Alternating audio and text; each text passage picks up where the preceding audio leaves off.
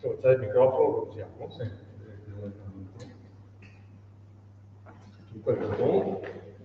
Dopo arriva anche il presidente di Venuto Marcello. Ecco. Bene. Mi sentite? Sì, si sente. Allora intanto buongiorno a tutti. Grazie a tutti per essere qua. Non siamo in moltissimi, ma ci siamo, e di questi tempi organizzare delle cose, riprendere la normalità non è banale, e quindi tutto ciò che si riesce a fare è sempre comunque molto importante. Quindi grazie a voi, grazie ad Attilio che ha organizzato qua.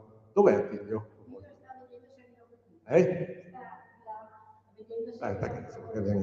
Grazie ad Attilio che ha organizzato questo incontro, al quale tenevamo molto, avevamo già in mente di farlo l'anno scorso. Ecco, avevamo già in mente di farlo l'anno scorso e quindi poi l'abbiamo rinviato a quest'anno nella speranza appunto che si potesse tornare alla normalità. Tutto sommato siamo tornati alla normalità e quindi insomma possiamo cominciare a rifare alcune cose. Poi prima di salutarci a fine riunione facciamo anche diamo qualche idea di altre iniziative che abbiamo in mente, ma intanto per oggi parliamo di questa qua. Allora, intanto vi presento i due relatori, chiamiamoli così. Alla mia destra c'è Emilio Zora, che è il presidente provinciale di ADOC, Associazione dei consumatori, come si chiama, di orientamento dei consumatori. Ovviamente poi c'è anche una sede regionale di ADOC, e anche, naturalmente anche nazionale. E ringrazio Emilio, che mi permetto di considerare un amico, che è già più di una volta che viene con iniziative, diciamo, in vari ambiti che organizziamo su questo tema, perché il tema, nostro malgrado, invece di perdere attualità, diventa sempre più di attualità. E quindi ed è il tema un po' di, soprattutto quando si comincia a non essere più giovani, ma non solo, per camminarci un po' in mezzo a un mondo che viaggia per conto suo e che sempre più spesso è fatto di rischi, di pericoli, anche veri e propri pericoli, e quindi è bene, lui cercherà in modo molto semplice, con degli esempi e con delle slide, di darci qualche utile suggerimento a tutti, che è molto importante. E quindi lui si occuperà di questo tema, un po' come dire, abbiamo sintetizzato, riconoscere le truffe informatiche, come difendersi. Mentre alla mia sinistra abbiamo Giorgio Barbisan, che è, anche lui mi permetto di considerarlo un amico, con il quale abbiamo avuto occasione in passato anche di occuparci insieme di alcune cose, che si occupa per passione, così, per diletto, ma insomma con estrema competenza della materia dell'energia. Tra l'altro lui sta supportando la diocesi di Treviso nella gestione di tutta quella che è la materia delle forniture energetiche, e che se c'è una materia che in questi giorni è diventata esplosiva, pazienza per il gioco di parole, visto che parliamo delle conseguenze di una guerra, ma è proprio la materia delle forniture di energia, perché noi ovviamente volevamo e ci concentreremo anche sul discorso delle scelte da fare rispetto alla possibilità di rimanere con i fornitori che abbiamo piuttosto che cambiare, piuttosto che rimanere a maggior tutela. Di questo lui ci spiegherà bene come stanno le cose. Ma anche quel fatto che oggi, soprattutto per chi consuma un po' di energia, che non sono quelli di Longarone, visto che qua le luci sono accese, ma qui c'è tutta una storia per conto suo, e i costi di energia sono più che raddoppiati, se non triplicati, e quindi chiaramente per le piccole aziende, per le realtà che sono cosiddette energivore, cioè che consumano tanta energia, è un bel problema molto grosso. Bene, io mi fermo qua. Ringrazio voi, ringrazio appunto di nuovo ringraziamento ad Attilio che si è dato da fare per organizzare questo appuntamento, ringrazio naturalmente l'ente Fiera che ci ospita in questa struttura, straordinaria struttura, dove si sta benissimo, freschi, belli, meglio di così. E da chi partiamo? Parti tu. Do la parola a Emilio, grazie. Allora, buongiorno a tutti, io sono Emilio Zora, presidente dell'associazione ADOC, Associazione Difesa e Orientamento dei Consumatori, di Treviso, però mi hanno già ventilato che dovrò farlo anche per Belluno, perciò siamo in tema. Ringrazio il Presidente. L'argomento che tratteremo sono le truffe che purtroppo con questa pandemia, anziché diminuire, sono cresciute, perché i truffatori hanno ben capito che tra smart working e tutto il resto c'era da lavorare, perché mirano sempre ai nostri soldi. Allora, l'argomento che tratteremo sarà come salvare i nostri soldi, perché ormai tutti noi abbiamo la consapevolezza che viviamo in un mondo diverso da come era qualche anno fa. Adesso lo vediamo assieme. Allora, qualche anno fa era tutto fisico, cioè quando ti fermavano i carabinieri o quando dovevi andare da qualche parte ti chiedevano il documento di identità. Oggi non è più così, oggi c'è lo SPID, tutti parlano dello SPID, tutti devono avere lo SPID perché senza SPID non hai identità. Ma la stessa cosa è successa anche con la moneta. Una volta giravamo tutti quanti con i soldi in tasca, adesso carta di credito, bancomat e quant'altro. Perciò anche qui c'è stata una rivoluzione. Tanto è vero che facciamo il bonifico tranquillamente da casa, con un banking. Cioè, è un mondo che si sta sempre più evolvendo verso queste tecnologie che da una parte ci facilitano forse rispetto a prima, però sono piene di pericoli e poi li vedremo assieme. Anche le relazioni, una volta ci si trovava in paese tra amici, si scambiavano due parole, magari al bar, oggi facciamo tutto sui social mandiamo la fotografia di quello che stiamo mangiando, di che cosa, però anche il cellulare ormai, e poi lo vedremo, è alla fine un piccolo PC, perché ha dentro tutto, è un piccolo terminale e ha gli stesse identiche potenzialità di essere una minaccia per i nostri soldi come lo è il PC. Oggi abbiamo le relazioni con TikTok, WhatsApp, Facebook e quant'altro. Anche il mondo del lavoro è cambiato, soprattutto nella pubblica amministrazione, dove molti impiegati sono stati remotizzati a casa con il famoso smart working. Ormai si lavora più da casa che in ufficio. Questo implica anche che quando chiamiamo l'INPS, non è detto che l'impiegato che ci risponde dell'INPS è all'INPS, può essere a casa in smart working e cambia tutto il scenario.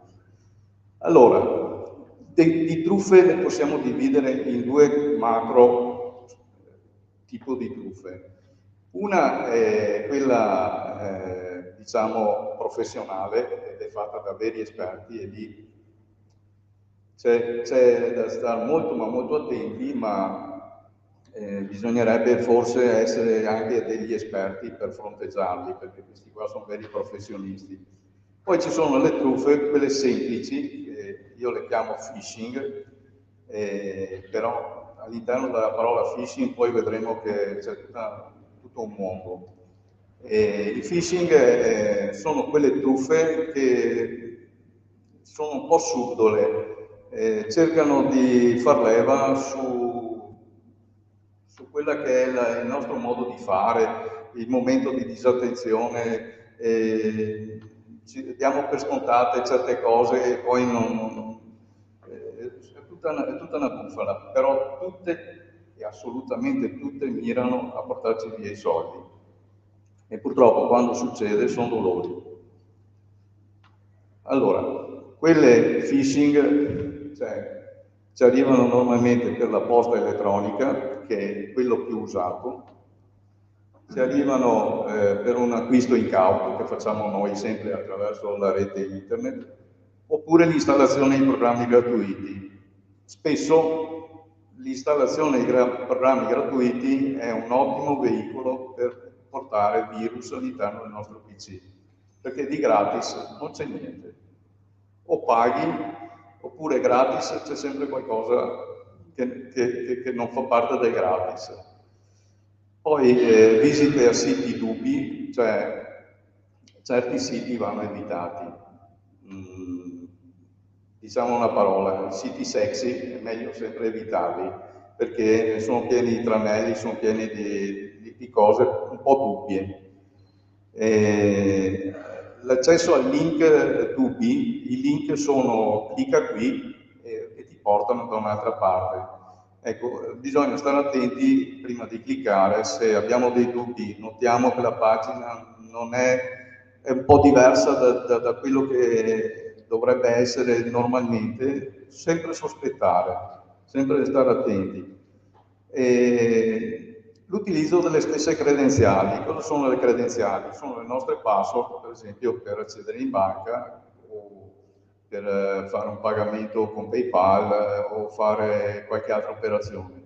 Allora, è abitudine, non di uno ma di tanti, forse qua se faccio alzare la mano, forse la alzate tutti, che mettiamo sempre le stesse password, adoperiamo sempre la stessa password e tutti quanti la mettiamo magari con la data di nascita, col nostro nome, cognome o diminutivo di quando eravamo giovani, eccetera. È evidente che se io adopero sempre la stessa password, uno di quei professionisti che prima ho fatto vedere che si chiama hacker, questi signori qua, questi qua, quando ne hanno trovato una, ci hanno trovato le porte di accesso a tutte le altre, perché se noi abbiamo sempre la stessa password, è fatta. Cioè, quando ha trovato una, ha trovato anche gli accessi per tutte le altre, e li provano, cioè arrivano dentro. Perciò è sempre bene che le password siano fatte in maniera difficile anche per noi. Allora qualcuno mi dirà, sì, ma poi ricordarle tutte non è mica facile, cioè se sono fatte di numeri, lettere, caratteri, tipo il punto di domanda, dollaro, sì, sono complicate, sono difficilissime da trovare, sono sempre diverse, però come si fa? Si usa quelle chiavette USB, si mettono dentro la chiavetta USB, la chiavetta la teniamo sempre in tasca sul portachiavi, come tutte le chiavi di casa, e quando ne abbiamo bisogno la attacchiamo al PC, lì troviamo le password, le adoperiamo in quel momento e quando abbiamo finito lo togliamo. Perciò se un hacker, un professionista, si impossessa della mia macchina, riesce ad entrare, non troverà mai le password, perché le password sono sulla chiavetta e non devo ricordarle. Ecco, è bene mettere le password e mettere anche quando si sono create, perché le password più le cambiamo meglio è, non ogni giorno chiaramente, però dopo un paio di mesi sarebbe opportuno cambiarle, mettere sempre delle password nuove. Cosa fanno invece i professionisti? I professionisti si servono del famoso man in the middle, cioè l'uomo di mezzo, e lì è difficile accorgersene. Noi cerchiamo di andare in internet e l'hacker si mette in mezzo e tutti i dati che transitano attraverso lui li setaccia e se noi battiamo una password ce la individua. Ecco. Però non è una cosa tanto comune, anche perché noi siamo fortunati da un punto di vista, perché noi siamo più che altro attaccati da questi signori, questa qui che fanno truffe semplici. Questi che fanno truffe complicate, più che altro si rivolgono a grosse strutture, l'azienda sanitaria, che la fermano. Hanno bloccato Media World in tutta Europa, cioè, dove c'è da chiedere anche un riscatto, perché poi lo vedremo, chiedono anche un riscatto. Ecco, questi qua sono più cattivi, però non è che interessa a noi siamo pesci piccoli, sì, può capitare, però non è che gli facciamo molta gola. Poi si riescono a intercettarci con dei sniffer, che sono più o meno tipo questa roba qua, che riescono a spacchettare il pacchetto dati che noi inviamo in rete e riescono a estrapolare tutte le informazioni possibili e immaginabili. Il wifi è un grosso problema, perché il wifi che abbiamo tutti a casa e è facile per collegarsi col cellulare, è facile collegarsi col PC al wifi, però il wifi è un'onda radio che, per quanto sia protetta, se uno la individua riesce craccarla, si dice, riesce a craccarla, non è poi chissà quanto difficile, riesce a entrare. Perciò anche nel wifi, l'accesso che abbiamo a casa, anche lì sarebbe da prendere cura, una volta ogni 2 o 3 mesi, cambiare le password per evitare intrusioni. Il phishing è una delle prime truffe, le più vecchie che c'era. Ci arrivano tutta una serie di mail con intenzioni di pindolarci. Cioè, sono mail che sembra arrivino dalla nostra banca, da un'azienda sanitaria, dalle poste italiane, però tutte quante hanno in comune una cosa: cercano le nostre credenziali e ci propongono già di suo un link. Tipo, il tuo conto è stato bloccato, clicca sul link per riattivarlo. Allora, al di là che a mente fredda, nessuna banca ci chiede le credenziali, nessuna banca ci dice il tuo conto è bloccato così con una mail banale. Non sanno neanche, non ci chiamano neanche per nome e cognome, non sanno neanche chi siamo. Però se noi abbocchiamo, phishing vuol dire abboccare, se noi abbocchiamo, clicchiamo sul link, ci propongono una bella videata che sembra quella della banca e ci dicono metti qua la tua user ID e la tua password, e poi il gioco è fatto. Cioè siamo noi che ci mettiamo nei guai, perché se ho un dubbio, che è facile che sorga, chiamo la mia banca. Difatti nessuno, io lo scrivo in maniera chiara, nessuna banca ci chiamerà mai per chiederci le nostre password per l'home banking, mai. Perciò sospettare sempre, se uno vi chiede attraverso una mail, attraverso un SMS, attraverso anche il telefono, dopo lo vedremo, vi chiede datemi le password, perché nessuno ve le chiederà mai, state tranquilli. In caso di dubbio si riattacca, si chiama la banca e si chiede: mi avete chiamato, avrete conferma che si trattava di una truffa. Cosa non fare? Non andare nel panico, i nostri soldi sono sempre al sicuro, l'importante è mai cedere le nostre credenziali o accedere a quel link. Perciò quando vi arrivano queste mail, cestinatele subito, perché sono pericolosissime. Qui porto un esempio di un phishing un po' vecchiotto magari. Questo qui sembrerebbe una mail che arriva da Intesa San Paolo. Allora, al di là che qualcuno dice ma io ero con Unicredit, che cavolo mi è arrivato Intesa San Paolo, perché loro ci provano. Magari fra 10, 5 sono con Intesa San Paolo, gli è andata bene. 5 li hanno persi e 5 su 5 magari uno a bocca e gli dà le credenziali. Però se noi stiamo attenti, praticamente ci spostiamo col mouse su questo link, verifichi, che di solito sono sempre pieni di errori, perché non sono fatte da italiani queste qua. Vai su verifichi e vediamo che esce qua sotto in basso dello schermo del nostro PC, esce dove andrei a finire, e ovviamente vado a finire su siti non di sicuro di Intesa San Paolo, perché Example, Link.com non è scritto Intesa San Paolo, perciò capisco anche da lì che qualcosa non va. Di queste mail ne arrivano di tutti i tipi. Come dicevo, sono con gli indirizzi. Questo qui è di Amazon, però c'è scritto Amazon cliente IT. Amazon non ci scrive così. Amazon non ci chiede le credenziali di accesso. Cliccando qui veniamo dirottati su su questo indirizzo che si vede qua sotto sullo schermo del nostro PC. Ovviamente anche in questo caso mai servirsi del link che viene proposto in queste mail, chiudere la mail e cestinarla.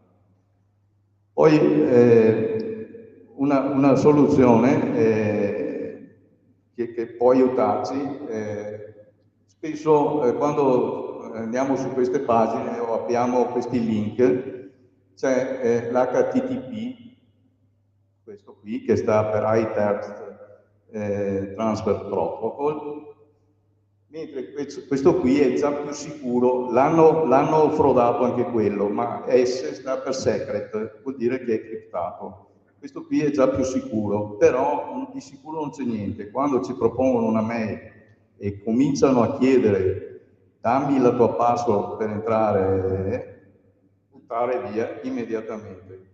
Poi ci si accorge perché per esempio ci chiamano Pippo58 Gmail, che è il nostro indirizzo di posta, e non ci chiamano per Emilio Zola. Perciò questi qua non sanno neanche con chi stanno, a chi l'hanno mandata la mail, perché poi vedremo che c'è tutto un mercato su sta roba qua. E, tra l'altro è posta che ci arriva in maniera improvvisa, non richiesta da nessuno.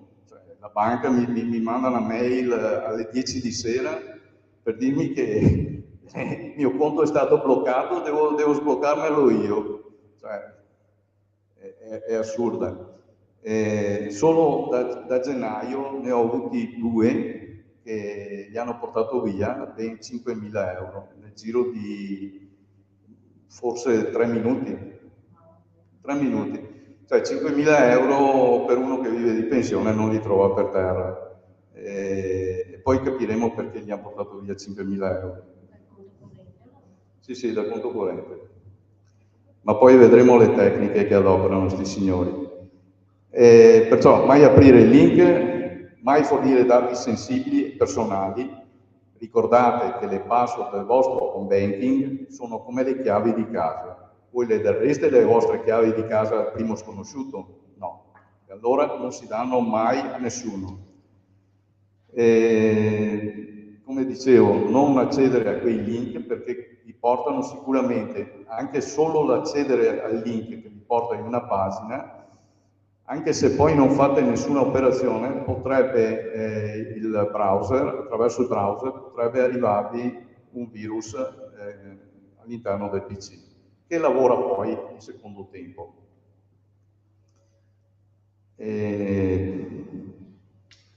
Ecco qui, un'operazione importante da fare sul servizio mail, al di là che gran parte ormai ci si serve della famosa Gmail, si va direttamente con Google ad aprire Gmail e lì è fatta con il protocollo HTML. Perciò vediamo una videata che è tipo un programma di posta, però è bello, è facile, è intuitivo da vedere, però è diverso e più banale da frodare. L'ideale sarebbe servirsi di programmi appositi di posta, i quali con un po' diciamo, si impara il trucco una volta e poi vale per sempre, spesso e volentieri permettono di andare sulla mail che ci arriva, quella dubbia, perché a volte anche a me capitano i dubbi, certe mail mi arrivano e anch'io ho i dubbi, però io ho il programma di posta e non vado con Gmail, vado sopra, clicco il tasto destro, gli dico fammi vedere il sorgente di questa mail, perciò senza aprirla mi fa vedere i caratteri chiaramente ASCII si dicono, cioè i caratteri chiari che io riesco a leggere, chi me la sta realmente mandando, perché a volte ti arriva che la banca intesa che te l'ha mandata, ma quella roba lì è un giochino da ragazzi che te l'ha mandata Antonio e facciamo vedere che l'ha mandata banca intesa. Poi vedremo che è un giochino da ragazzi. Sicuramente tutti i programmi di posta bisogna fare questa operazione qui, settare il programma di posta evitando che apra in automatico, perché alcuni programmi di posta, come io apro il programma, mi aprono la prima mail che mi è arrivata, già me la aprono per farmi un servizio. Ma se su quella prima mail c'è un virus, è già dentro il mio PC. Perciò, quando io apro il programma di posta, devo vedere tutte le mail che mi arrivano, e tutte chiuse. Decido io se aprirla o non aprirla, o se prenderla e cestinarla immediatamente senza aprirla. E poi un'altra cosa importante è settare il programma di posta senza inviare la ricevuta, perché spesso questi signori sfruttano la ricevuta, cioè quando tu apri la lettera mandi un piccolo filetto dicendo ho aperto la posta. Questo significa che quell'indirizzo email è vivo. Perciò sicuramente ci prendono di mira e ci arriveranno altre mail su altre mail, perché dicono questo qui è un indirizzo che lavora perché l'ha aperta. Mentre se non la apre, non ne apre neanche una, non do la ricevuta a nessuno che mi è arrivata la comunicazione, la prendo, la cestino e dopo un po' di volte lo eliminano loro, dicono questo qua probabilmente è un indirizzo vecchio, non funziona più, non apre mai nessuno, lo buttano via. Evitiamo di avere il famoso spam, che sono quelle mail che non ci servono. Qui porto un esempio di mail strane che mi arrivano. 4.200 euro nel tuo conto, magari. Urgente pagamento confermato di chi? Cioè, chi è che mi ha pagato qualcosa? Dovresti vergognarti di te stesso. Cioè, sono tutte frasi che cercano di colpire la nostra sensibilità, la nostra curiosità. Vado a vedere come mai ho vinto 4.200 euro. Non abboccate a queste mail. Queste qui sono mail truffa. Si capiscono al volo. Smishing. Il mondo sta cambiando. Come dicevo prima, qualche anno fa avevamo tutti quanti a casa il PC. Ormai il cellulare è un terminale di per sé stesso. Ecco che quello che prima c'era, che ci arrivava la mail sul PC, adesso ci arriva come SMS. Ci arriva un SMS, clicca sul link, eccetera. È lo stesso giochino, lo stesso identico giochino, solo che ce lo recapitano sul cellulare. Perciò è la stessa identica tecnica. Sempre la banca, l'azienda sanitaria, Poste Italiane, poi Poste Italiane sono più bombardate di altri perché ci sono aziende che, per esempio, la pubblica amministrazione ha una buona difesa. Poste Italiane forse ha investito meno, forse è meno capace, diciamo è più bombardata, è più soggetta a truffe. Tutte quante ovviamente cercano le nostre credenziali, perché dobbiamo sospettare? Perché la stessa identica cosa che dicevamo prima sul PC, nessuna banca ci manda per SMS che il mio conto è bloccato, che lo devo sbloccare io attraverso l'inserimento delle mie password. Non ce la manderà mai, perché la banca ti chiama solo quando sei in rosso, oppure va tutto bene, non ti chiamano mai. Applicano magari trattenute più del previsto, però non ti chiamano per quelle, lo fanno già in automatico. Cosa fare nel dubbio? Non si clicca sul link, si chiama la banca e si chiede spiegazione, oppure si chiama l'ente che ci ha inviato questo SMS e si conferma. E vedrete che non l'hanno mandato loro. Cosa fare? Sì, la stessa cosa di prima, non prenderla per buona e cestinare.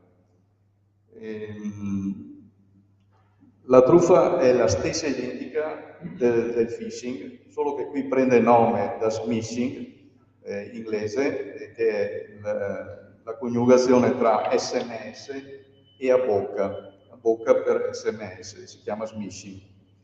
Ma non è finita così. Qui ho portato qualche esempio di smishing. confermi i dati per inviare il blocco e clicca su questo link qua che chissà dove ci porta. Oppure questa, abbiamo cercato di contattarti perché riescono a tracciare, i furbonici riescono a tracciare. Allora, se io faccio un acquisto in internet, si accorgono che GLS o Bartolini o chi volete voi ha emesso la tracciatura del pacco che ci sta arrivando. Ci dicono che è fermo, spesso ci dicono che è fermo, ma poi lo vedremo. Questa qui è la lotteria, che nessuno ha toccato la lotteria, però c'è chi dice ho vinto, che cosa ho vinto, e va a vedere.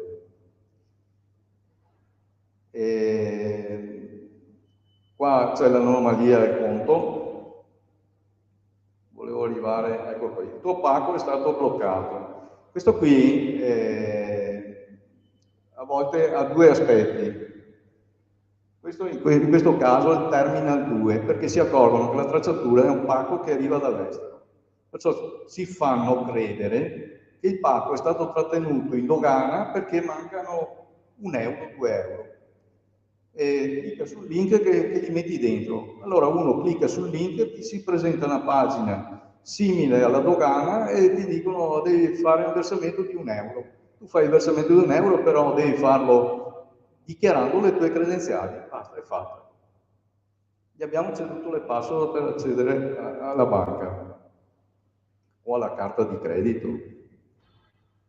Qui dice che c'è un dispositivo che ha intercettato, sono tutte bufale, sono costruite ad arte perché fanno leva sulla nostra curiosità.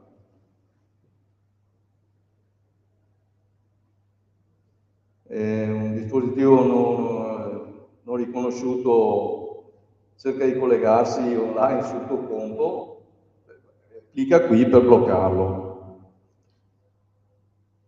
Si stai modificando le domande di sicurezza che serviranno, eccetera, sono tutti messaggi di questo tipo. Purtroppo non si sono fermati qua, c'è anche il phishing. Il phishing cos'è? E qua il phishing forse sarà capitato a più di qualcuno qua dentro. Il phishing è quello che ci arriva alla telefonata strana. Allora, spesso il phishing è preceduto dal phishing.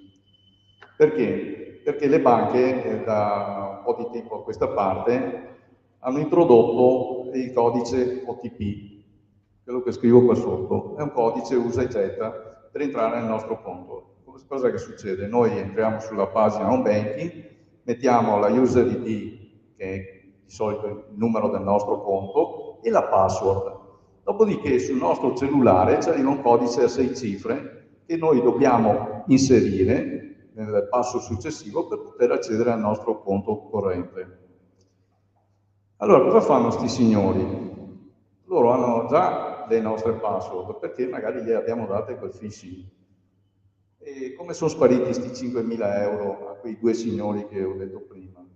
Questi qua gli è arrivata la telefonata al phishing subito poco dopo del phishing. Allora loro avevano già ceduto il numero di conto e la password. Il malfattore si prepara, va sulla banca, tenta di entrare, arriva sul nostro cellulare il codice OTP, ci arriva una telefonata immediatamente perché sanno chi siamo.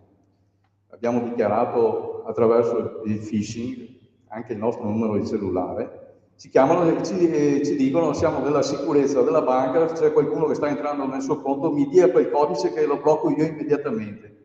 Gli hai dato il codice, dopo 2 secondi tu non sei più in possesso delle credenziali per entrare in banca, perché la prima cosa che fanno questi signori prendono il codice OTP e vanno a variare quel numero che ci arrivano i codici OTP sul nostro cellulare e ne mettono uno fittizio loro. Perciò noi perdiamo assolutamente la gestione del nostro conto.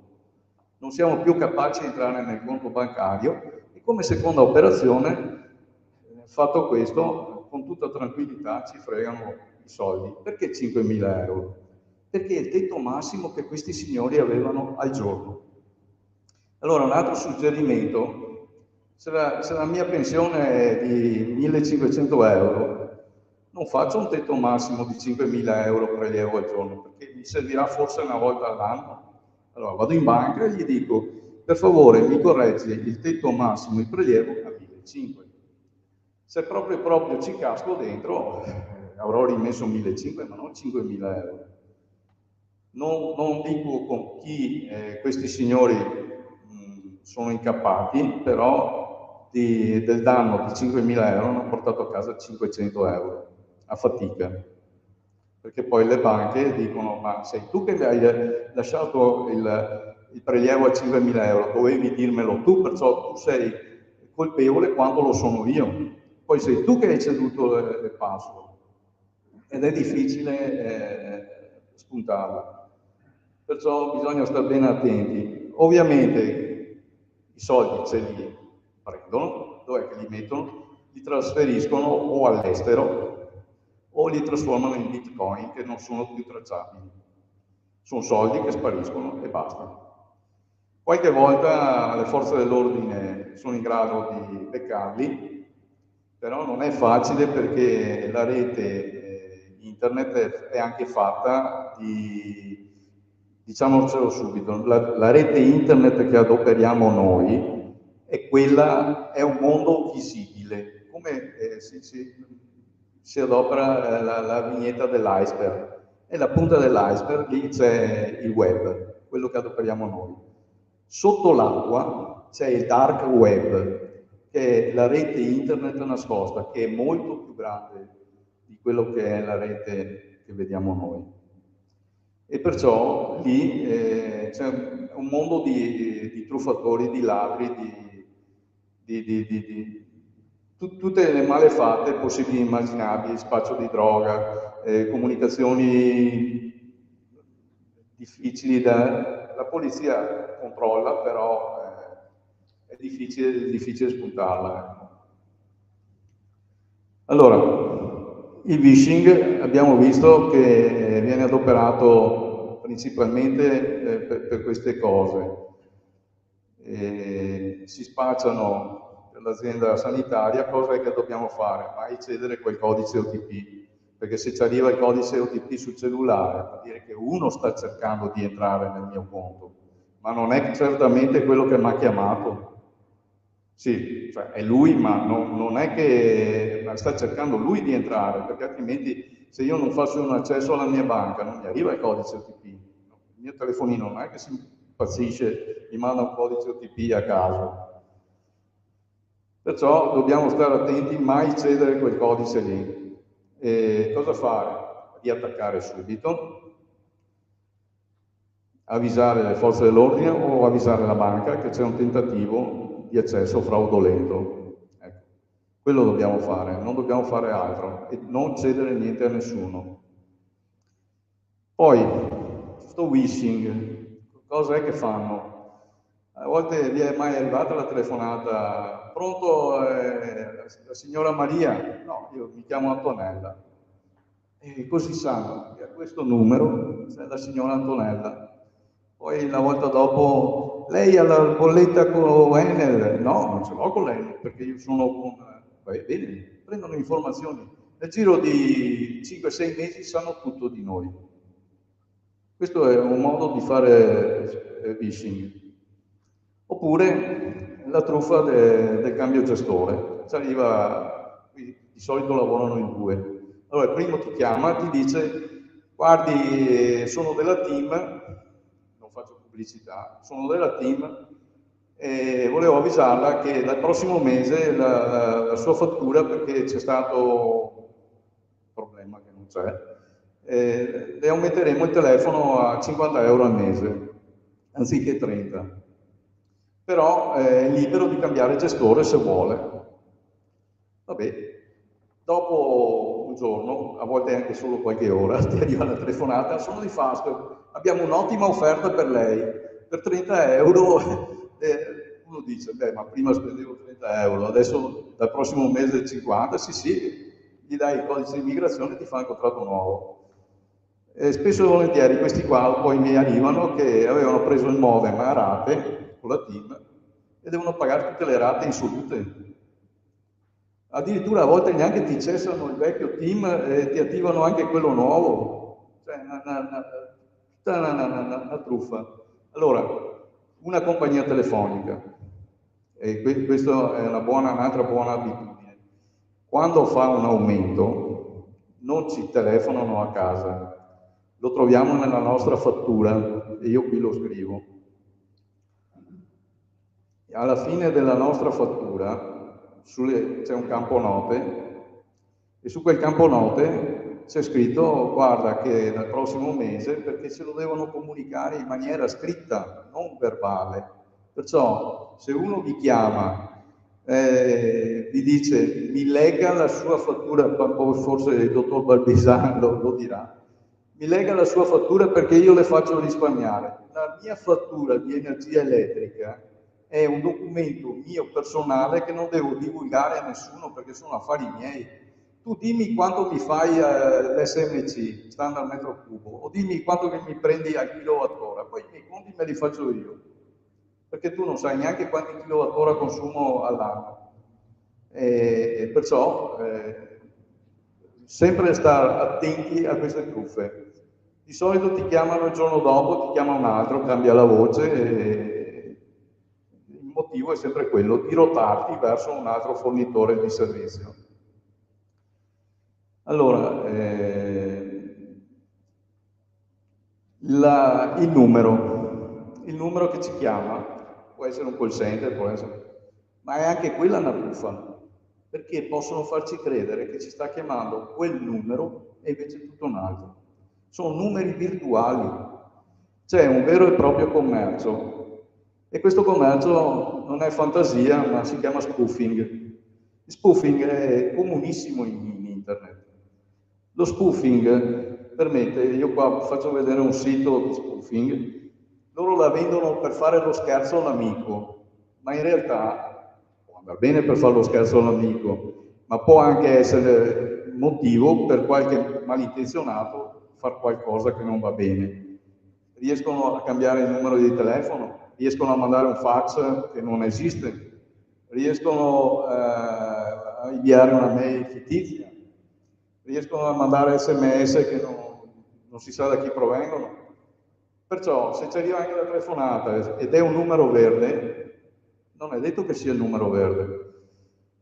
E qui dicevo prima, c'è un commercio. Se noi andiamo nel dark web, c'è un prezzario. Vuoi un numero falso? Costa $1. Vuoi una pagina phishing? Te la vendono a $3. Già pronta e confezionata, basta acquistarla e fare la truffa. Addirittura 600.000 indirizzi di mail te li vendono a $10. Noi siamo merce di scambio. Hanno tutti i nostri dati, magari raccolti in anni e anni di attività. Però noi dobbiamo stare sempre attenti perché purtroppo c'è chi ci svende. C'è un vero e proprio commercio su di noi. Adesso parliamo invece di un'altra minaccia, cercherò di essere più... sarebbe un argomento da parlare per giorni. I virus. I virus non sono tutti uguali. Allora, facciamo una carrellata dei virus. C'è il Trojan, che è più o meno come la vecchia storiella dei greci, il cavallo di Troia, cioè è un virus che si annida all'interno, a volte di programmi gratuiti o quant'altro, e praticamente si intrufola nel nostro PC e dopodiché si espande. Poi un altro virus famoso, ma questo qui è anche abbastanza innocuo, non sempre però più delle volte è innocuo, è l'hardware. Diciamo è relativo apriamo la pagina internet e ci esce la pubblicità, però anche lì bisogna stare attenti. Se io cercavo il trapano, fatalità per 3 giorni, 4 dopo che ho cercato il trapano, mi esce pubblicità del trapano. E di qua o di là, quello lì è l'hardware, quello è l'hardware. Di solito non è nocivo, però è una specie di pubblicità occulta fatta in maniera virtuale. Poi c'è il malware sono più cattivetti, qui sono virus dannosi che fanno malanni all'interno della macchina, ce ne sono di vari tipi, non sto qui a dirli tutti, però il malware di questo bisogna averne paura. Poi ci sono i worm non sono molto dannosi di per sé stessi, però worm vuol dire verme in inglese, c'è tanta terminologia inglese, però purtroppo internet è mondiale e qualcosa bisognava trovare per intenderci in tutto il mondo. Allora, il worm di per sé stesso non è dannoso, però il worm si intrufola come un verme all'interno del PC e si propaga su tutti i file possibili e immaginabili e poi dà accesso ad altri virus più dannosi, tipo il malware, cioè fa da strada, fa battistrada. Poi ci sono gli spyware. Gli spyware sono dei virus che controllano le nostre azioni. Quali sono gli spyware più classici? PC come questo che ha la webcam, è un attimo per un hacker aprire la webcam e guardarmi in faccia. Oppure anche il cellulare, la telecamera, è un spyware, è un virus che ci arriva sul cellulare e ci apre la webcam e intanto che noi lavoriamo al cellulare ci guardano in faccia oppure prendono dati da noi. Spiano anche le nostre password degli spyware, fanno diversi malanni e poi ci sono i rootkit. I rootkit spesso ci dirottano dove vogliono loro. Tu fai una ricerca e loro ti portano da un'altra parte. Dove? Dove interessa qualche altro, perché deve prelevare i nostri dati. Poi ci sono i keylogger. Key vuol dire battere, tasto. I keylogger sono una specie di registratore che registra tutti i tasti che battiamo sulla nostra tastiera. Perciò se io entro nel mio conto home banking con keylogger installato in macchina, sul PC, trovano il numero del mio conto e anche la password, perché gliela sto dicendo io. E io batto sulla mia tastiera del mio PC, però c'è il keylogger che gli riporta i dati a qualcheduno. Il più pericoloso di tutti è questo signore qua, il ransomware. Ransom vuol dire ricatto. Questi qua sono dei virus che più delle volte non attaccano noi comuni cittadini. È raro che succeda, però non è escluso. Più che altro attaccano le grosse aziende. E cos'è che fanno? Quando entrano, criptano, cioè rendono illeggibile tutti i file in PDF, Word e quant'altro. E se non paghiamo il riscatto entro 2, 3, 5 giorni, non riusciremo più, ci minacciano, non riuscirai più a recuperare i tuoi dati. È evidente che nel caso nostro, va bene, sparirà l'esame delle urine che ho fatto, l'esito, ma me lo faccio dare dall'ASL. Ma un'azienda che ha delle fatture, è un danno, non è mica da poco. Adesso c'è la fattura elettronica, però chi dice che anche lì non venga attaccato il sistema della fatturazione elettronica? Perché sti qua attaccano grosse strutture, perciò è un virus molto pericoloso. Ce ne sono di tutti i tipi. Io ne ho visto qualcuno, c'è il WannaCry, il Petya, il Cyber, tutti i nomi a casaccio di chi li ha inventati, ma non si sa chi li ha inventati. Si sa solo che se tu paghi il ransom, cioè paghi la tangente, diciamo, per riavere il codice per ritornare come eri prima, a volte non te lo mandano proprio.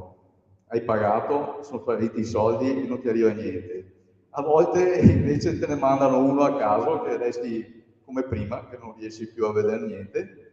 A volte anche funziona, ma se funziona la prima cosa da fare è salvare immediatamente tutto, perché visto che ha funzionato, dopo 2 o 3 giorni ti ricriptano la macchina.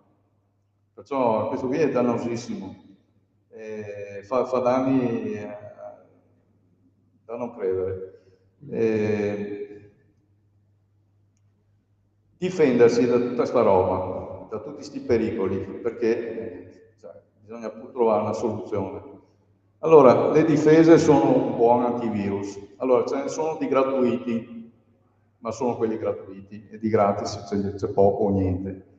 È sempre bene fare l'acquisto di un buon antivirus che costi magari poco, perché per uso casalingo, e allora lì abbiamo qualche sicurezza in più.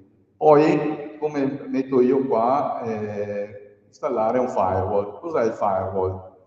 Allora, qui c'è un PC, qui c'è la rete internet, il firewall è una sentinella che si mette in mezzo, firewall vuol dire muro di fuoco, si mette come una porta tagliafuoco, si mette in mezzo e il firewall cos'è che fa? Lui non controlla i virus, lui controlla tutto il traffico che esce dal mio PC verso la rete internet e tutto il traffico che dalla rete internet si sposta verso il mio PC.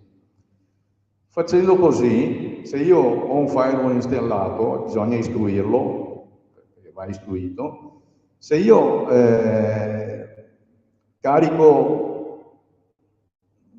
un programmino e vedo che quel programmino tenta di andare in internet, vuol dire che quel programmino ha qualcosa che non è corretto, perché non deve andare in internet, deve lavorare qui sulla mia macchina e basta. Oppure vedo un attacco da rete internet e io blocco le porte di accesso. Internet è fatto di porte di accesso. Poi cosa devo fare? Tenere il sistema operativo molto aggiornato.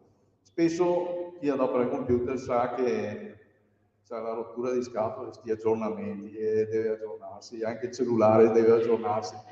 Però ricordatevi che è una sicurezza, perché quando danno un aggiornamento, spesso e volentieri ce lo danno perché hanno trovato che degli hacker hanno bucato, si dice, qualcosa che non andava, una falla sul sistema operativo. Allora ci danno l'aggiornamento per evitare di cascare nel tranello.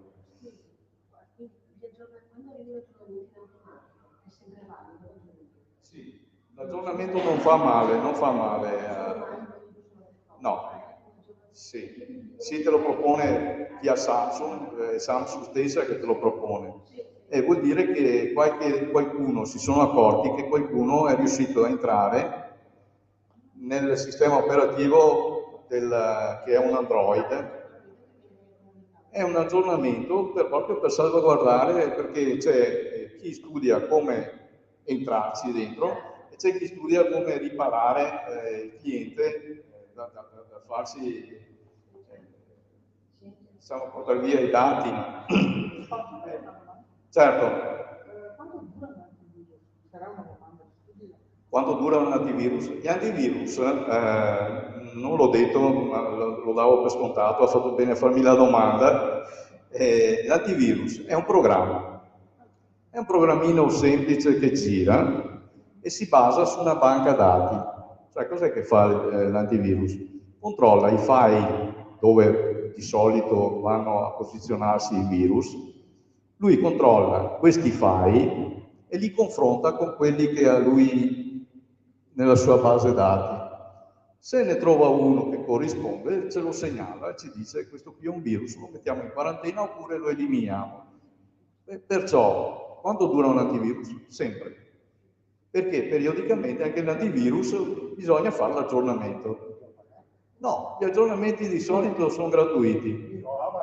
Ogni anno tocca rinnovare. Sì, ma Avast ti dà un pacchetto di antivirus e ti dice se tu lo vuoi, c'è anche Avast gratuito, si aggiorna lo stesso, però come dicevo prima, il gratis è o un modello vecchio che lo butterebbero via, allora lo regalano, tanto fanno pubblicità. No, ma ce ne sono anche da meno, ci sono anche quelli gratuiti.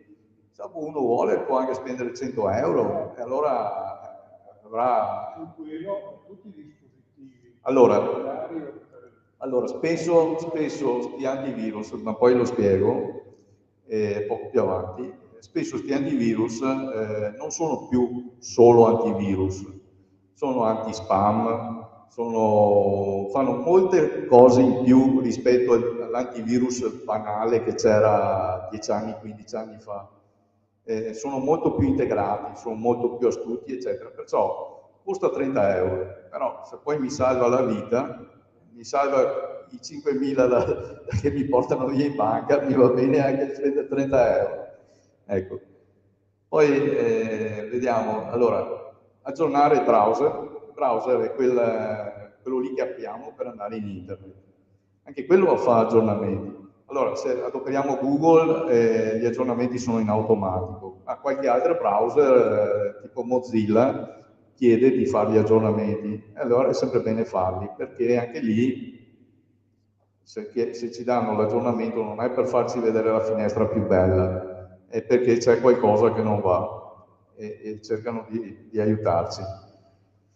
Prestare attenzione alle mail, abbiamo detto prima, non prendere tutto per oro colato, ma fare molta attenzione.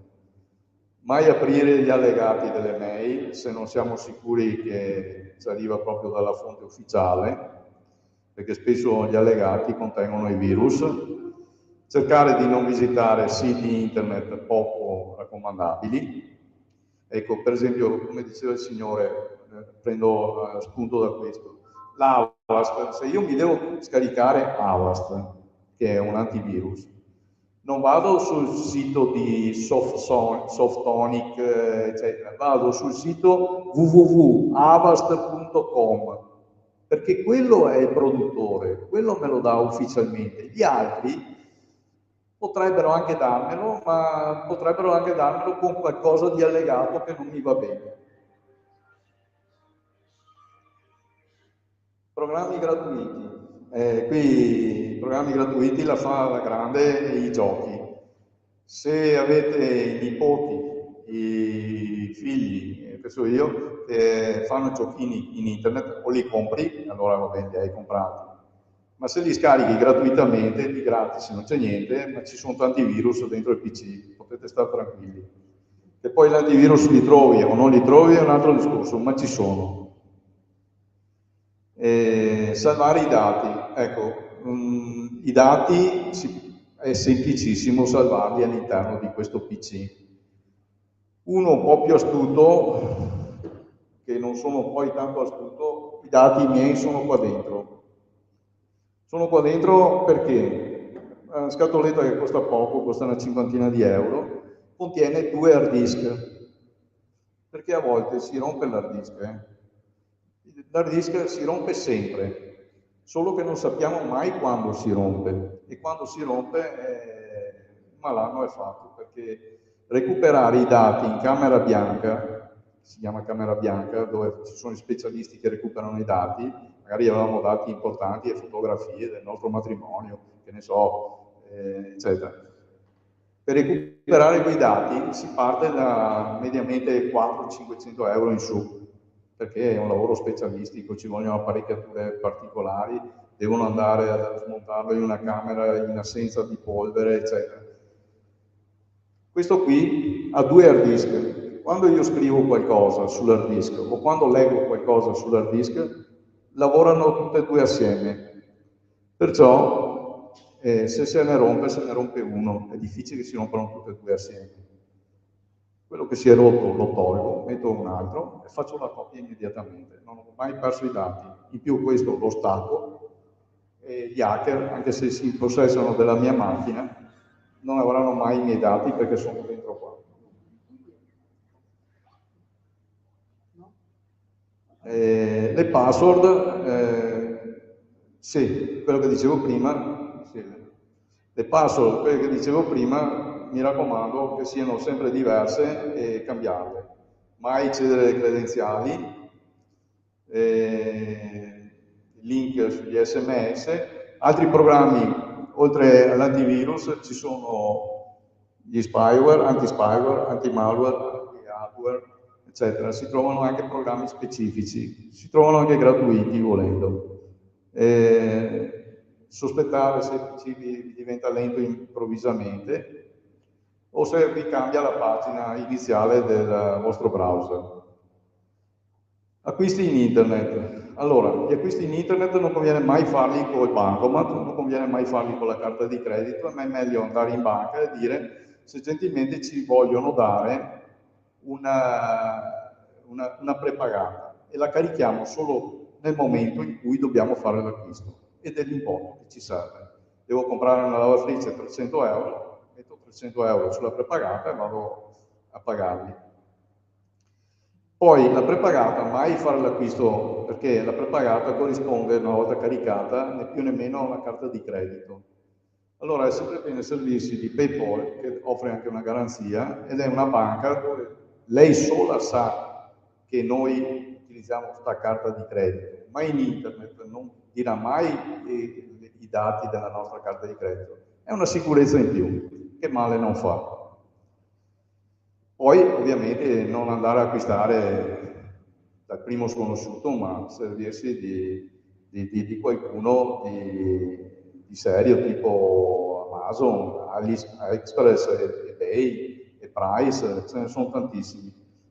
A volte si fanno acquisti su subito e si fanno per piccole cose. Ecco, un consiglio, andate sempre a trovarvi, se fate lo scambio a mano, in un posto, in un bar dove c'è gente, andate con una persona a fianco a voi, perché è capitato che sono andati per scambiare cose, sono presi una botta in testa, gli hanno fregato anche i soldi e non ha portato a casa niente. Sempre negli acquisti in internet, controllare la garanzia che offre il possessore del sito, vedere che abbia una buona reputazione, cioè che non sia con tanti feedback negativi, cioè vuol dire che è andato male. Poi attenzione perché ci sono i finti antivirus che vi arrivano, che vi dicono, attento, guardia di finanza, sei stato attaccato da un virus, scarica questo. E ti scarichi un bel virus che ti pesta la macchina, che poi ti fa scaricare altra roba. Cioè, ci inguaiamo noi.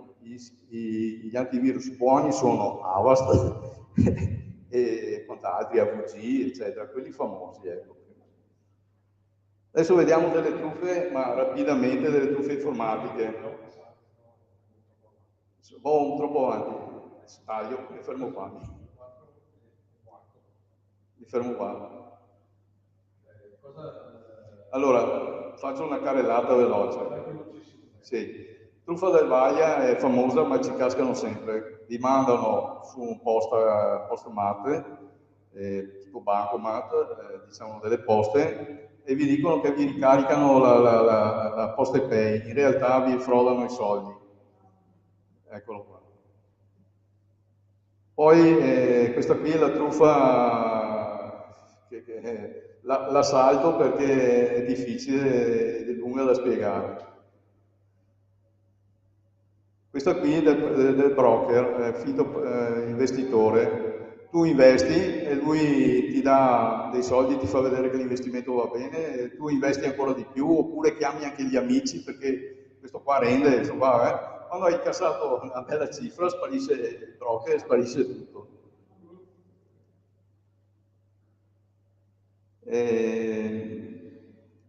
Poi c'è la truffa che fanno vedere che sono una bella ragazza, tutta montata, ovviamente non ha storia sta roba qua su internet, basta cercarla, adescano l'uomo sposato e prima avance, eccetera, dopo mandami qualche filmetto, qualche immagine un po' compromettente, e poi quando ci sono le immagini per ricattarti sparisce la signorina e questo qua ti chiede il riscatto perché altrimenti divulga in internet le tue immagini.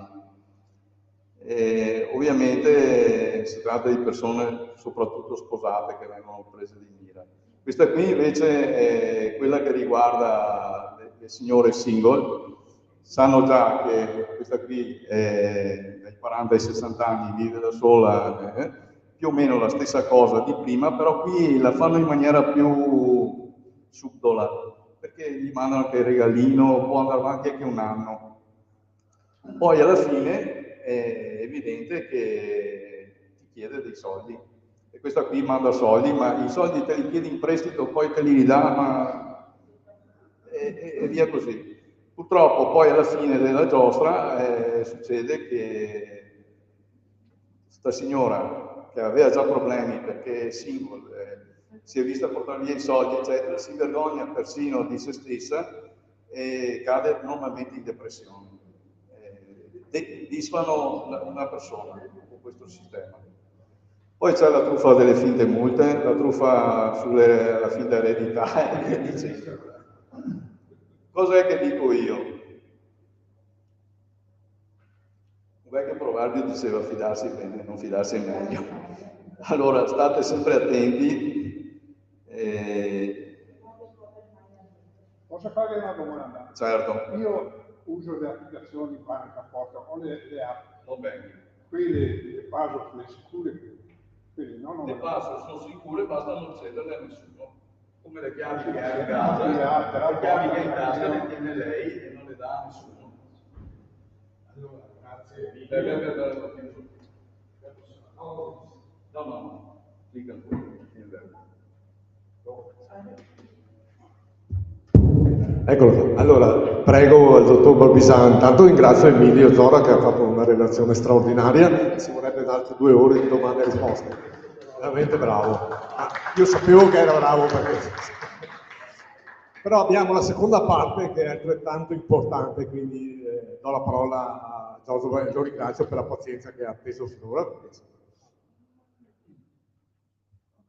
Io tengo a capire che me ne vado non mette più manso, che Italia. Purtroppo è così. Sì. Mi ha detto no, non ti preoccupare, se hai problemi, chiamami. Io più problemi. Solo un secondo, vi ho dato una cartellina di dentro un foglio di gradimento. Se me lo compilate capisco meglio anch'io come sono andato. Poi, solo in questa occasione, se volete c'è una domanda di adesione, se la compilate vi offro gratuitamente la consulenza per 1 anno. Cioè avete problemi mi chiamate e io sono sempre disponibile. Chiedo scusa. Allora, cominciamo. Dunque, io adesso sono un VIP, sono un vecchio in pensione. Prima ho lavorato per 40 anni in un'azienda che distribuiva gas a Treviso e per 30 anni sono stato responsabile amministrativo. Dal 2000, dopo la pensione, sono andato a lavorare un po' in Confagricoltura e dopo ho incontrato un amico e mi disse: "Guarda, tu che hai lavorato al gas, perché questo è la gas, no? Dai un'occhiata a queste bollette qua." Non l'avessi mai fatto. Dal 2009 sto ancora, sono pieno di problemi. In questo senso, io adesso curo con altri due pensionati un gruppo di acquisto. In questo gruppo di acquisto noi gestiamo praticamente i contratti annualmente. Oggi siamo a 1300 punti di fornitura. I nostri associati prelevano circa 4 milioni di metri cubi di gas e 5 milioni di kilowatt. E noi ogni anno andiamo a verificare, facciamo una gara e ogni anno uno di questi competitor passatemi qualche parola inglese perché adesso fa tanto sapere, no? Competitor, eccetera.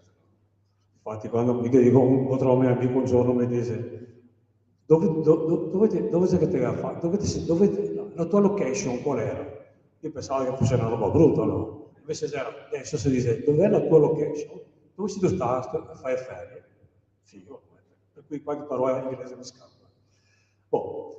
Faccio questo lavoro, poi facciamo anche l'assistenza ai nostri associati e diciamo che siamo in fase di espansione totale.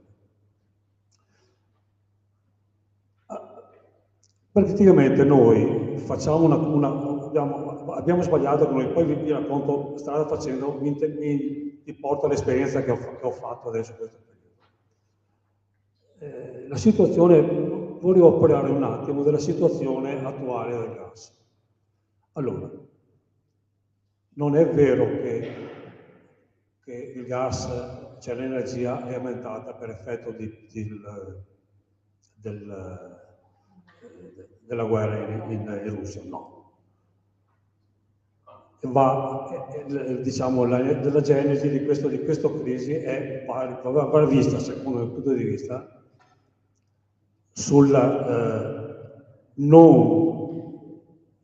la Germania praticamente a un certo punto ha deciso di raddoppiare il Nord Stream 2, cioè il gasdotto che viene dalla Russia va in Germania. Ha deciso di raddoppiarlo. L'amministrazione americana non era d'accordo. Trump allora ha detto: ma perché vuoi acquistare questo gas qui? Te lo diamo noi, te lo portiamo noi con le metalliere, no? Peccato che costasse il 30% in più, no? Finanziato da Gazprom, il metallodosi è stato costruito. Adesso è finito. Basta aprire una valvola. Non si apre perché? Perché ci sono problemi tecnici. Biden ha detto: anche noi, stessa cosa dell'altro, ti portiamo noi, Europa, il metallo nelle metalliere. Questo discorso politico, di politica economica, io non lo so, però non è vero che sia stato Putin, anche perché Putin, tutto sommato, il gas ce lo sta dando dall'altro. Magari un giorno minaccia, eccetera, ma non è quello solo quello. Questo per dire che questa crisi di fornitura non finirà tanto facilmente. I prezzi non scenderanno tanto facilmente. Noi siamo passati, noi avevamo un prezzo nel secondo trimestre del 2021 che era di 0,19 centesimi del gas.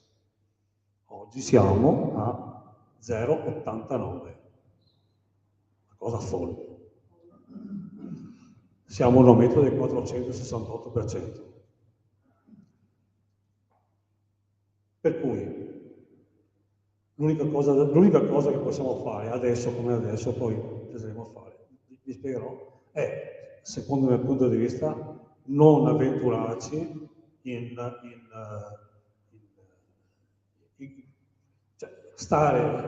servirsi dei fornitori che ci sono, non aderire a offerte straordinarie, perché poi si fa solo male.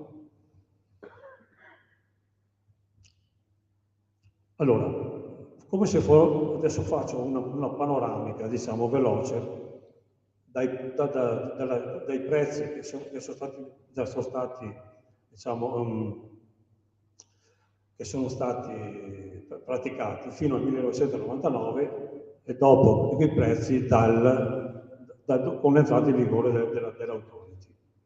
Fino al 1999 i prezzi dei servizi pubblici erano prezzi amministrati, vale a dire prezzi che erano gestiti sotto il controllo, devono essere approvati preventivamente dall'autorità, che era il Comitato Provinciale Prezzi o il Comitato Interministeriale Prezzi. Questo perché? Perché per salvaguardare, diciamo, anche il discorso, diciamo, perché praticamente una volta chi gestiva il servizio pubblico, il gas, eccetera, era un monopolista. Cioè, tu potevi andare da quell'azienda e basta, su quel territorio comandava quell'azienda, perché aveva vinto una concessione. Non c'erano altri che tu potevi scegliere, era obbligato. No? Per cui ad evitare certe speculazioni, i prezzi sono amministrati. Una volta erano della prefettura, poi sono passati, parlo sempre del gas, poi sono passati ai comitati provinciali prezzi del comune, della provincia, poi sono andati a venire in regione, ma sempre previo autorizzazione dell'autorità pubblica, no? Perché venivano presentati i bilanci, l'autorità verificava la quantità o meno. Qui arriviamo per dare, come si può dire, per mettere in pratica anche il discorso che ci richiedeva l'Europa, cioè per liberalizzare il mercato. L'Europa ci ha sollecitato da parecchio tempo ormai, deve liberalizzare il mercato.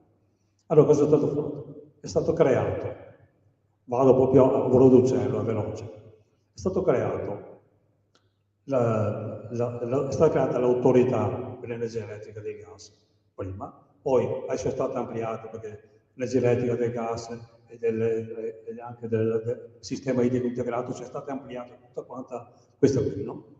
La quale ha dovuto inventarsi un nuovo sistema. Prima la fattura che ricevavate era l'azienda che produceva, che gestiva, vi mandava la fattura, erano due soggetti, chi vi vendeva e poi c'era l'aspetto fiscale, due.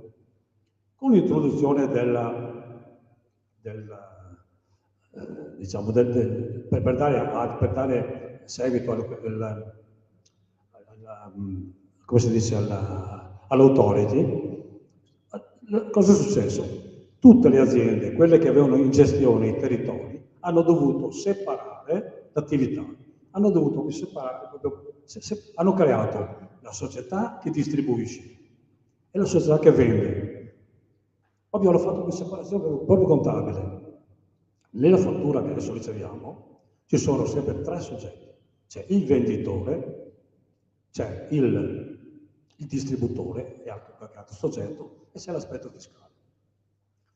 Questo perché? Per dare possibilità a capitali, eccetera, di inserirsi in questo business, perché è un business questo qui. Tanto è vero che quando io ho cominciato nel 2009 a prendere in mano questa storia, c'erano praticamente 200 eventi circa nel 2009, riseller, cioè rivenditori, che acquistano l'energia e la rivendono all'utente finale. Oggi siamo arrivati a 600. Perché? Perché è remunerativo questo business. Ci sono gruppi che hanno delle disponibilità economiche e siccome il sistema garantisce anche garantisce, poi lo vediamo, anche degli introiti fissi, è chiaro che questi gruppi, specialmente quelli che non hanno storia, diciamo, che sono gruppi sorti da poco tempo, loro non hanno un ufficio acquisti, perché acquistare gas non è semplice, bisogna avere anche delle conoscenze, eccetera, eccetera. Fatturare, nessuno si va a dotare di centri, eccetera, che costano l'ira di Dio, no? Cioè loro riescono a limitare i costi fissi ed essere competitivi e fare affari sempre su questa cosa. Quindi andiamo avanti su questa cosa. Allora, abbiamo detto che l'autorità, cioè adesso è stata creare l'autorità. A fianco all'autorità ci sono state sorte anche altre diciamo, enti. Il GSE, per esempio. Il GSE è il gestore dei servizi energetici. Vado male a tenere questa mano. Poi abbiamo il GME, gestione dei mercati energetici. Sono tutti enti statali che supportano l'autorità, no? Con compiti specifici. Il GSE, per esempio, dove ho messo qua? Il GSE. Ve lo leggo un attimo.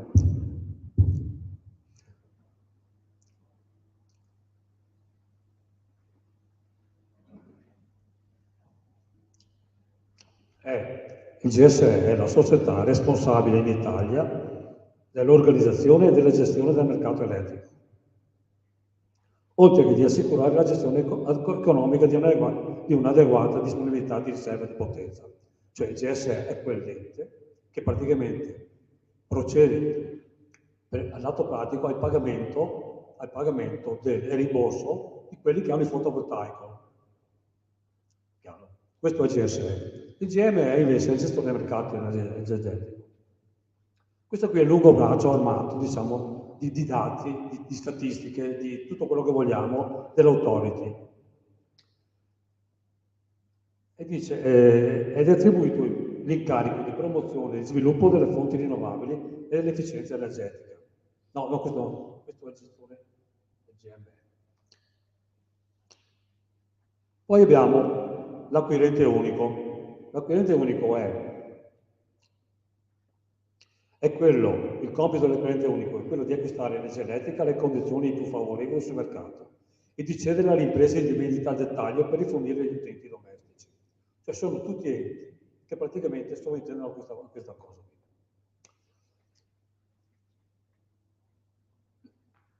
Adesso, quando noi parliamo di mercato di energia, quel decreto legge è stato istituito anche, abbiamo due tipi di mercato, il mercato in maggior tutela e il mercato libero. La maggior tutela garantisce, sono i prezzi che sono elaborati dall'autority e garantiscono determinati prezzi.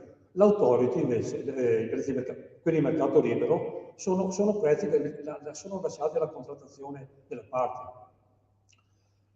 Però adesso voglio dare un attimo, signore, se Francesca può dare questa cosa. Vi passo un attimo per capire di che cosa stiamo parlando.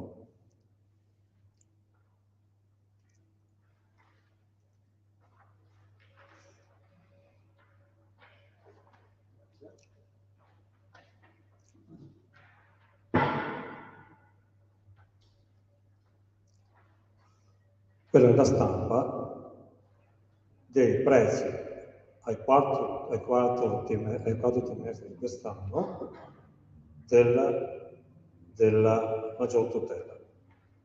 Vi ho segnato in giallo, quando noi parliamo di prezzi di mercato libero, no? Solamente quel dato viene negoziato, chiamiamolo così, non tutto il resto. Perché? Perché una parte della maggior tutela, una parte di questi prezzi, in special modo quelli che stabiliscono il trasporto, la gestione del contatore, gli oneri di sistema, sono oneri che il venditore espone in bolletta, ma non sono soldi suoi, incassa per conto deve darlo al distributore, perché abbiamo detto prima, abbiamo il venditore che acquista, però anche il distributore va remunerato, quello che è proprietario delle reti, quello che fa le manutenzioni, vi spiego. Però quando noi parliamo andiamo a discutere solo di queste offerte, spiego. Com'è che si regolano adesso questi rapporti? I rapporti tra venditore i rapporti tra questi personaggi e quello che fa, diciamo, quello che paga le bollette, vengono gestiti dal sistema informatico integrato, cioè è un sistema gestito sempre dall'acquirente unico, dove il venditore che acquista il cliente, il venditore che lo cede, deve reportarsi a quello, perché è lui che dà l'ok. Infatti noi abbiamo, per il gas abbiamo il PDR, il cosiddetto PDR, è un numero fisso che riguarda solo un utente, solo quel contatore. Nell'energia elettrica c'è il ponte che riguarda solo quel contatore di energia elettrica. Il passaggio tra l'uno e l'altro avvengono sempre col benestare del sistema integrato. Cioè, se il sistema integrato non dice ok, non si passa. A me è toccato un giorno, per 6 mesi abbiamo pestato la testa per fare questi passaggi, mi sono accorto per caso, guardando la bolletta, che era stato inserito un codice sbagliato, una O al posto di uno 0, e il venditore che voleva passare o cambiare gestore non riusciva a passare per iniziare qualcosa lì. Sono quelle cose che capitano, purtroppo succedono così. Dunque, detto questo, andiamo avanti ancora. Abbiamo detto che adesso c'è il mercato tutelato e il maggior tutela e il mercato libero. Come si chiama? L'autority, l'Europa ci dice, voi, Italia, dovete abbandonare il mercato tutelato, dovete passare. Allora, cosa è successo? siccome nel mercato tutelato c'è la stragrande maggioranza di utilizzatori italiani, ARERA ha inventato, e siccome sono parecchi anni che ARERA propone, poi si sposta, facciamo l'italiano ARERA, no, dobbiamo fare quest'anno, no, aspettiamo un anno, eccetera, eccetera. Ha tirato fuori queste cose, ha inventato un'offerta placet, questo per abituare le utenze, chiamiamole, a ragionare in modo diverso e per dare soddisfazione anche all'Europa che ci sollecitava, no? Di liberalizzare il mercato. E hanno inventato l'offerta placet. L'offerta placet significa prezzo libero, condizioni economiche del tutelato. Questa è l'offerta placet, è stata imposta praticamente e tutte le società che vendono dovevano fare l'offerta ai clienti, forse l'avete vista anche voi. Questa offerta placet l'autority la sta monitorando perché vuole rendersi conto della risposta che ha, diciamo, no? La sta monitorando, però siamo ancora lì. Cosa hanno fatto nel frattempo? Hanno detto, a questo punto, vediamo di forzare la mano e con questa offerta facciamo un'offerta a tutele graduali. L'offerta a tutele graduali è riservata a, non all'uso domestico, a particolari utilizzatori, dove come si può dire?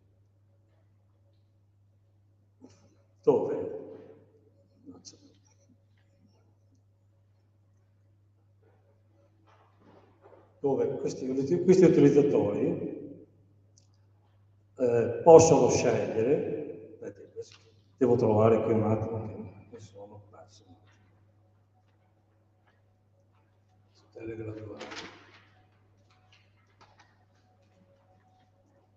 Dove dicono? La tutela graduale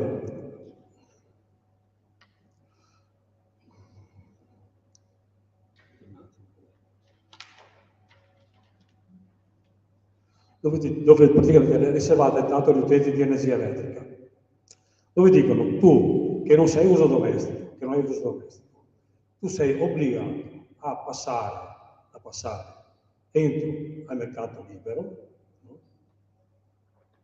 Al mercato libero, altrimenti se tu non passi al mercato libero, tu non sarai più con il tuo fornitore eventuale perché non potrà più servirti. Ti passi con un fornitore che te lo dico io. Infatti uno dei nostri associati si è visto arrivare con una bolletta da A2A, che è l'editore di 20.000 anni, senza chiedere niente, perché non aveva esercitato questa opzione. No? Questo per forzare un po' la mano a tutti quanti. Adesso si doveva passare col 1 gennaio del 2022, col 2023 si doveva passare tutti quanti col mercato libero, è stata spostata al 2024. Non è un'operazione semplice, perché implica anche il discorso politico, no? Comunque, questa è la situazione al momento per quanto riguarda le offerte. Con l'offerta placet poi si sono scatenati tutti quanti. Se adesso voi andate su internet, trovate di tutto e di più, tutti ti offrono offerte tutta birra, no? Ti offrono questo, ti offrono questo, eccetera. Bisogna stare molto attenti, perché bisogna, come si può dire, capire la filosofia di come funzionano queste cose.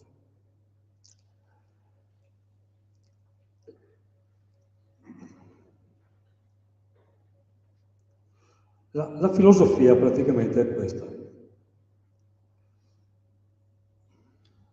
Come faccio a sapere?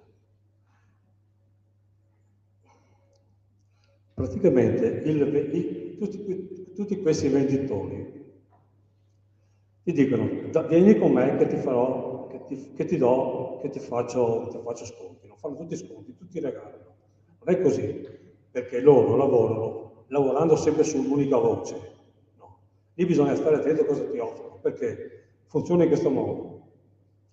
Tu sottoscrivi un contratto, però dopo tutte le clausole successive non le conosci, bisogna conoscere queste cose. Per cui magari tu firmi e poi ti ritrovi oneri che hai sottoscritto ma non li conosci, no? Mi spiego. Noi per esempio, quando facciamo le nostre gare, diciamo, tu mi fai l'offerta, me la fai, però io voglio vedere anche una fattura reale. Perché? Perché vedo cosa tu addebiti al cliente. Vero? E lì vediamo delle sorprese. No? Cioè, se voi non conoscete questa storia, è difficile fare delle scelte oggi come oggi. Prego. Io posso controllare la mia fattura con questo dato qua. Questo dato che mi ha dato in giallo, una cosa che si può fare. Non ho capito. Cioè, posso controllare la mia fattura. Adesso dopo parliamo anche di quella, no, non la controlla. Non posso, no. vero? No, perché la moneta 2.0, poi ne parliamo, è fatta per non capire niente, assolutamente niente. Quando mi passano le fatture e fai i controlli, io dico, se hai la fattura 2.0, non darmela, perché non capisci niente, è fatta apposta per non capire niente. No, perché voi non vedete, non capite niente, perché non vedete le fare. Perché poi vediamo la bolletta come funziona. Perché nella bolletta ci sono tante di quelle voci che variano di volta in volta, perché varia il potere calorifico. Cioè, non lo puoi sapere. Per cui dico, se tu authority, hai autorizzato questa cosa, è stato un errore fondamentale, perché parliamo di trasparenza, e poi tu cosa fai? Non so che trasparenza è questa. Infatti non si capisce assolutamente niente, è fatta per non capire niente. Ti danno 3 voci e buonanotte a sé, fine, basta.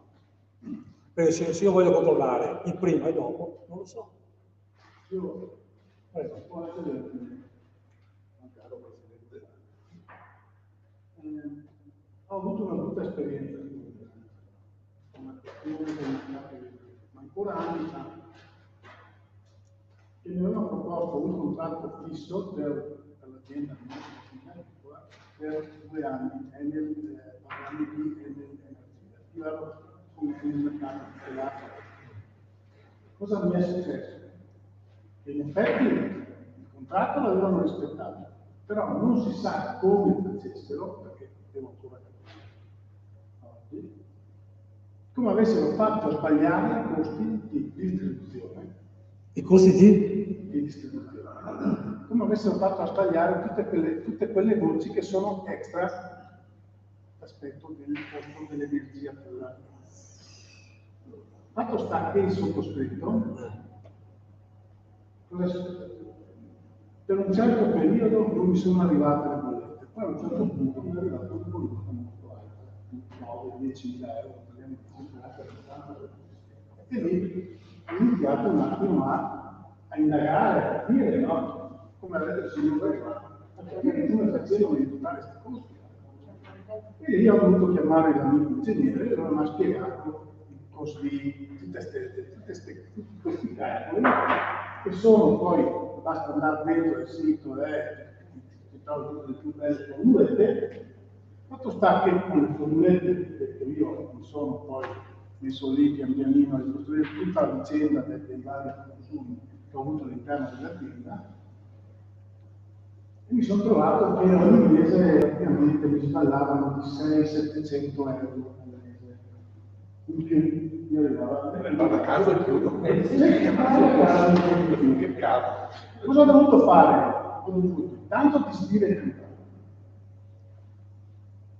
Cioè gestire, cambiare gestione, perché allora sono andato e sono ritornato nel mercato tutelato. Naturalmente le bollette non le ho più pagate e sono rimasto lì con bollette da pagare, poi mi è arrivato un conto di 6-7 mila euro che dovevo pagare di bollette che non ho mai più pagato. Io con i miei conteggi sono andato da un avvocato, ho voluto andare da un amico avvocato, in cui gli ho mandato il conto esatto, non di 6.000, perché mi hanno fatto una nota di accredito di 6.600 euro dopo che io ho lasciato. Per cui hanno riconosciuto a quel punto l'errore e sono quelle società che tu li chiami. Quando rispondono, ci impegnerà quelli prenotato uno, prenotato due. E poi quella, se uno sbaglia per meritato, è finito di ricominciare a capo da qui. Comunque a me è capitato.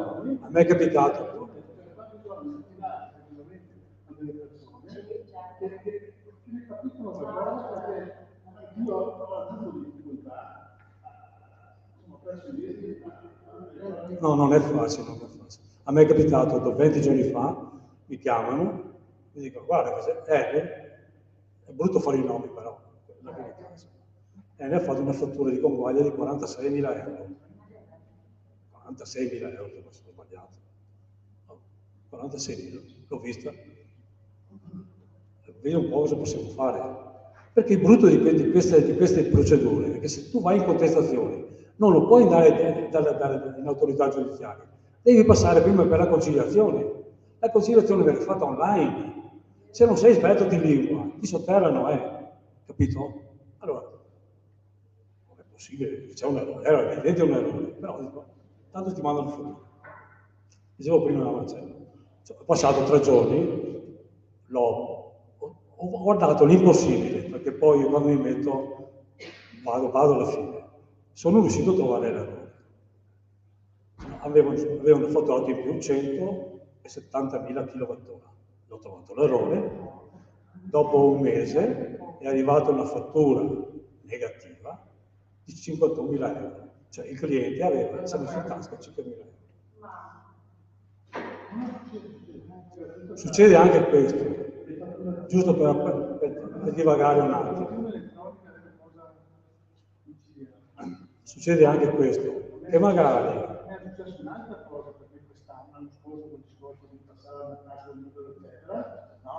Quello che mi dà fastidio è proprio questo, che la bandetta che ha fatto il mercato tutelato, tutto sommato, all'esperienza, riuscivo anche a... Quelle che mi hanno mandato adesso non sono buone, cioè io non so... Non è bene fuori. No, bisogna mettersi con calma, perché se poi... Che decidano che deve essere un sistema unico per fare sul problema. Sì. Poi nessuno le possa comprendere, perché non sono ingegneri. Non è bene fuori. Succede anche un'altra cosa, questo per notizia vostra. Se per caso il gestore non vi fattura, per colpa sua, cioè io mando la lettura e lui per 2 anni non mi fattura. No. Quando arriverà a capire che lui ha fatto l'errore, che non vi può venire che domandare i retrati, no, i 2 anni se li tieni sui denti. Chiaro? Perché tu o mi fatturi entro i 2 anni, va bene, se superi i 2 anni io non ti pago più. Mi è capitato con un altro utente, ha risparmiato 45.000 euro, 45.000 metri cubi, 40.000 euro. Questo era puntuale, mandato. Si sono messi in tasca 40.000 euro, così, perché questa che mandava le fatture diceva abbiamo ricevuto la fattura, rispondeva il venditore, e non fatturava. È arrivato, a me è arrivata la fattura di 50.000 euro. Io ho detto no, calma ragazzi, li ho contestati, hanno stornato la fattura, hanno riconosciuto l'errore e hanno rimborsato 45.000 euro. E mi sono guadagnato una cassetta di spumante. Perché i rapporti sono un po' complicati, di la verità. Per cui bisogna stare molto attenti su questa cosa. Per cui dico anche prima di passare al mercato, stiamo ancora lì sul mercato tutelato, perché quantomeno... Questa è un'affermazione, suggerimento, la tua opinione, finché c'è il mercato tutelato, alla fine conviene rimanere nel mercato tutelato. Che fino a un anno fa tutti gli illuminati ti dicevano no, bisogna andare sul libero mercato, cambiare ogni 2 giorni gestori. Sul mercato libero, questa per esperienza mi creda, si va solo se hai, adesso, scusa, apro una parentesi, quanti di voi hanno cambiato gestore e hanno fatto minimo un'osservazione di minimo 2 offerte? Quanti? Lei signora? No, aveva 2 offerte per cambiare. Sì, io ero andata da un gestore e avevo fatto un contratto, poi ho provato a chiamare, così perché non mi arrivava nulla, basta, c'è stata attività praticamente. Di solito, Poi ho cambiato e sono andata da un altro e insomma spero bene questo, però pago tantissimo comunque però. di solito quando si cambia perché così cambia e basta, no? In un'azienda, prima di cambiare, si devono fare 3 offerte. Tu devi vedere tutte e 3. Se io cambio perché magari quello il venditore ha un po' di lingua in più e mi convince, non so se ho fatto un affare. Devo avere 2 offerte, allora controllo, confronto. C'è stato un momento in cui probabilmente hanno anche favorito questo passaggio dal mercato tutelato al mercato libero, perché i conti li abbiamo fatti. Ascolti, nella materia prima. Esatto, il mercato tutelato sono stati 2, 3, 4, 5 mesi che se passavi al mercato libero spendevi meno. Difatti Poi al noi mese di luglio, agosto, settembre, ottobre, novembre, dicembre si sono messi. Infatti noi, come mio gruppo abbiamo, diciamo ormai dal 2009, abbiamo sempre scelto il mercato fisso. Ci ha sempre pagato. Solamente questa volta che avevamo un'offerta, noi pagavamo la materia prima 18 centesimi, 19 centesimi, no, 14. Se voi hanno fatto un'offerta a 24 a giugno dell'anno scorso, non me la sono sentita di proporre 10 centesimi in più. No. Andiamo perché si sceglie il fisso quando si pensa che i prezzi salgano. E il variabile come prezzi seguono. Ho detto, andiamo sul variabile, non l'avessimo mai fatto. Ci siamo andati a informare noi, siamo tanto bravi, siamo andati a variabile e abbiamo la sofferenza. Il fisso è quanto blocca il prezzo, allora il fisso è bloccare il prezzo come il fisso si blocca il prezzo e sta pagando la quota di 2 anni fa. Anche quella cosa là come funziona? Per esempio, un mio vicino di casa ha bloccato il prezzo ancora nel 2020, io pago 0,89 e lui paga 0,30, 0,20 per kilowatt. Perché lui ha bloccato il prezzo, io che sono qua un qualunque, mi ho trovato pagato tutto. Allora, l'esperienza grossa qua era ha bloccato il prezzo. Sto giochino qua. Cos'è costato? Paga dopo. No, sto giochino qua ci ha fatto guadagnare nel 2021 e nel 2022 una cifra che non voglio dire. Non voglio dire però pagando un 7 milioni. Per un'azienda di così. E per fortuna come una cooperativa. Certo. E con 7-8 milioni non ho più le tasse in più generali. È così. Certo. Tanto Quindi questi li hanno risparmiati da sempre, voglio dire. No, hanno una provenienza annuale. No, quelli di quest'anno, il 2020 rimarrà, il 2021. Di solito adesso tendono a portare perché da anni adesso tendono a portare via su biennio, adesso perché così. Però di solito fanno annuale. Utilizziamo il gas per fare la corrente elettrica e con il generatore anche per costruire l'acqua calda che serve dopo per tutti i Quello lì è fatto una foto. A me è capitato una fattura un mese fa, ho detto che la pena me l'ha mandato da aprile a ottobre, era un prezzo quello che guadagniamo tanto perché abbiamo prodotto il prezzo del gas, cioè Ti ha bloccato? Cioè, è aumentato molto il prezzo del gas rispetto a... No, con la fornitura che stanno comunque... Del privato, infatti del privato, un po' di aziende, ma... Però bisogna stare attenti anche adesso però bisogna stare attenti, cioè, questo è un caso estremo, però è successo anche questo veramente. Perché per esempio quando fanno le offerte, ti va un attimo, quando fanno le offerte ti offrono materia prima. Adesso voi vedete qui, per esempio nel gas, prendono il valore CMM, che è quello dell'autority. Cioè, qualcuno ti fa il tifo, qualcuno ti fa il TTF, cioè sono tutti prezzi che poi nascondono delle addizionali che vengono caricate prima. E tu scopri solamente se ti vai a leggere il contratto di spesa. Cioè bisogna, non dico sempre, bisogna stare molto attenti perché se non sei dentro il contratto ti trovi magari che sei fuori mercato, insomma. Comunque, ripeto, così purtroppo funzionano le cose. La bolletta 2.0 praticamente non ha senso, insomma. Non ha senso. Credo che alcune situazioni che vengono fare in modo che si tutelato un po' di più, posso avere una bolletta che fanno, io ho visto che mettono imputano i costi del costo dell'energia come per andare di mezzi inseriti nella distribuzione. Non ho capito. No, un momento. Ci sono dei costi, ci sono dei costi che sono di pertinenza del distributore, cioè del proprietario della rete, lui ha diritto perché mette a disposizione la sua rete, la sua produzione, ha degli investimenti. E quella è la quarta parte che il venditore deve ribaltare pari pari in bolletta. Sì, ma per farti vedere, non ti fa vedere cioè io ho visto delle bollette dove tu riesci a distinguere il costo dell'energia, che chiaramente è stabilito, no? All'autority, guarda che è 0, adesso è 0,26, 0,26. Il costo dell'energia, per esempio, nel caso del futuro, è 0,90.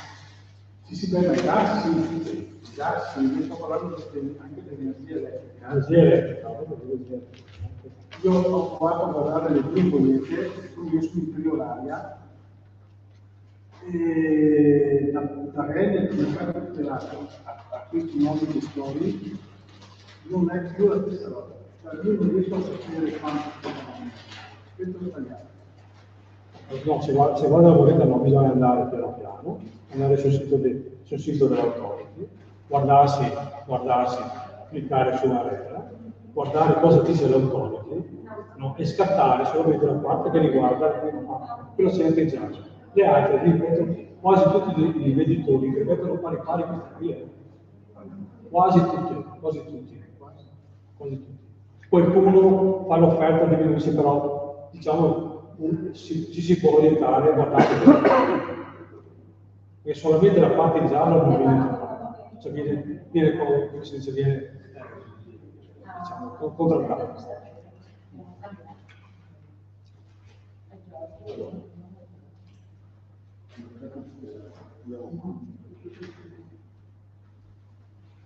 Adesso vorrei parlare un attimo, diciamo, della bolletta, no?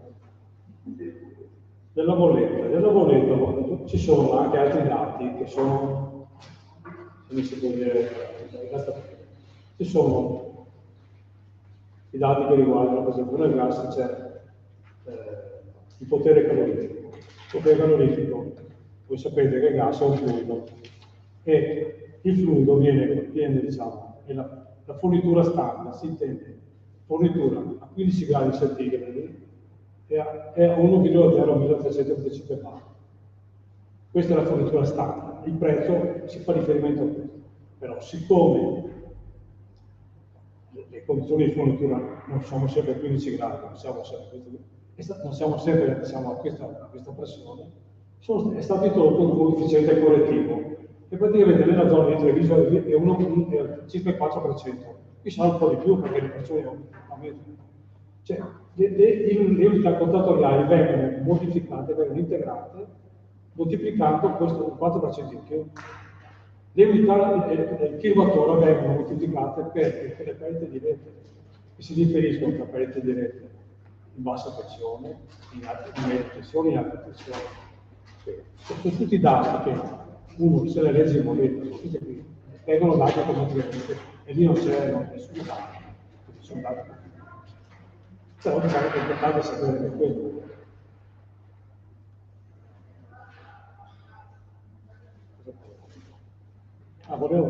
Parlavo tutto delle offerte. Adesso quando vi fanno le offerte, dovete appunto stare attenti a queste, dovete in qualche modo, non so anche come spiegare, dovete leggere le posizioni di fornitura, perché non dico, ti faccio questa voce te la faccio a questi prezzi. Ma se non andate a leggere tutte le condizioni di fornitura che fanno riferimento alla regola, poi non vi vedete più fuori, questo trovate delle sorprese. Cosa parlare? Si potrebbe parlare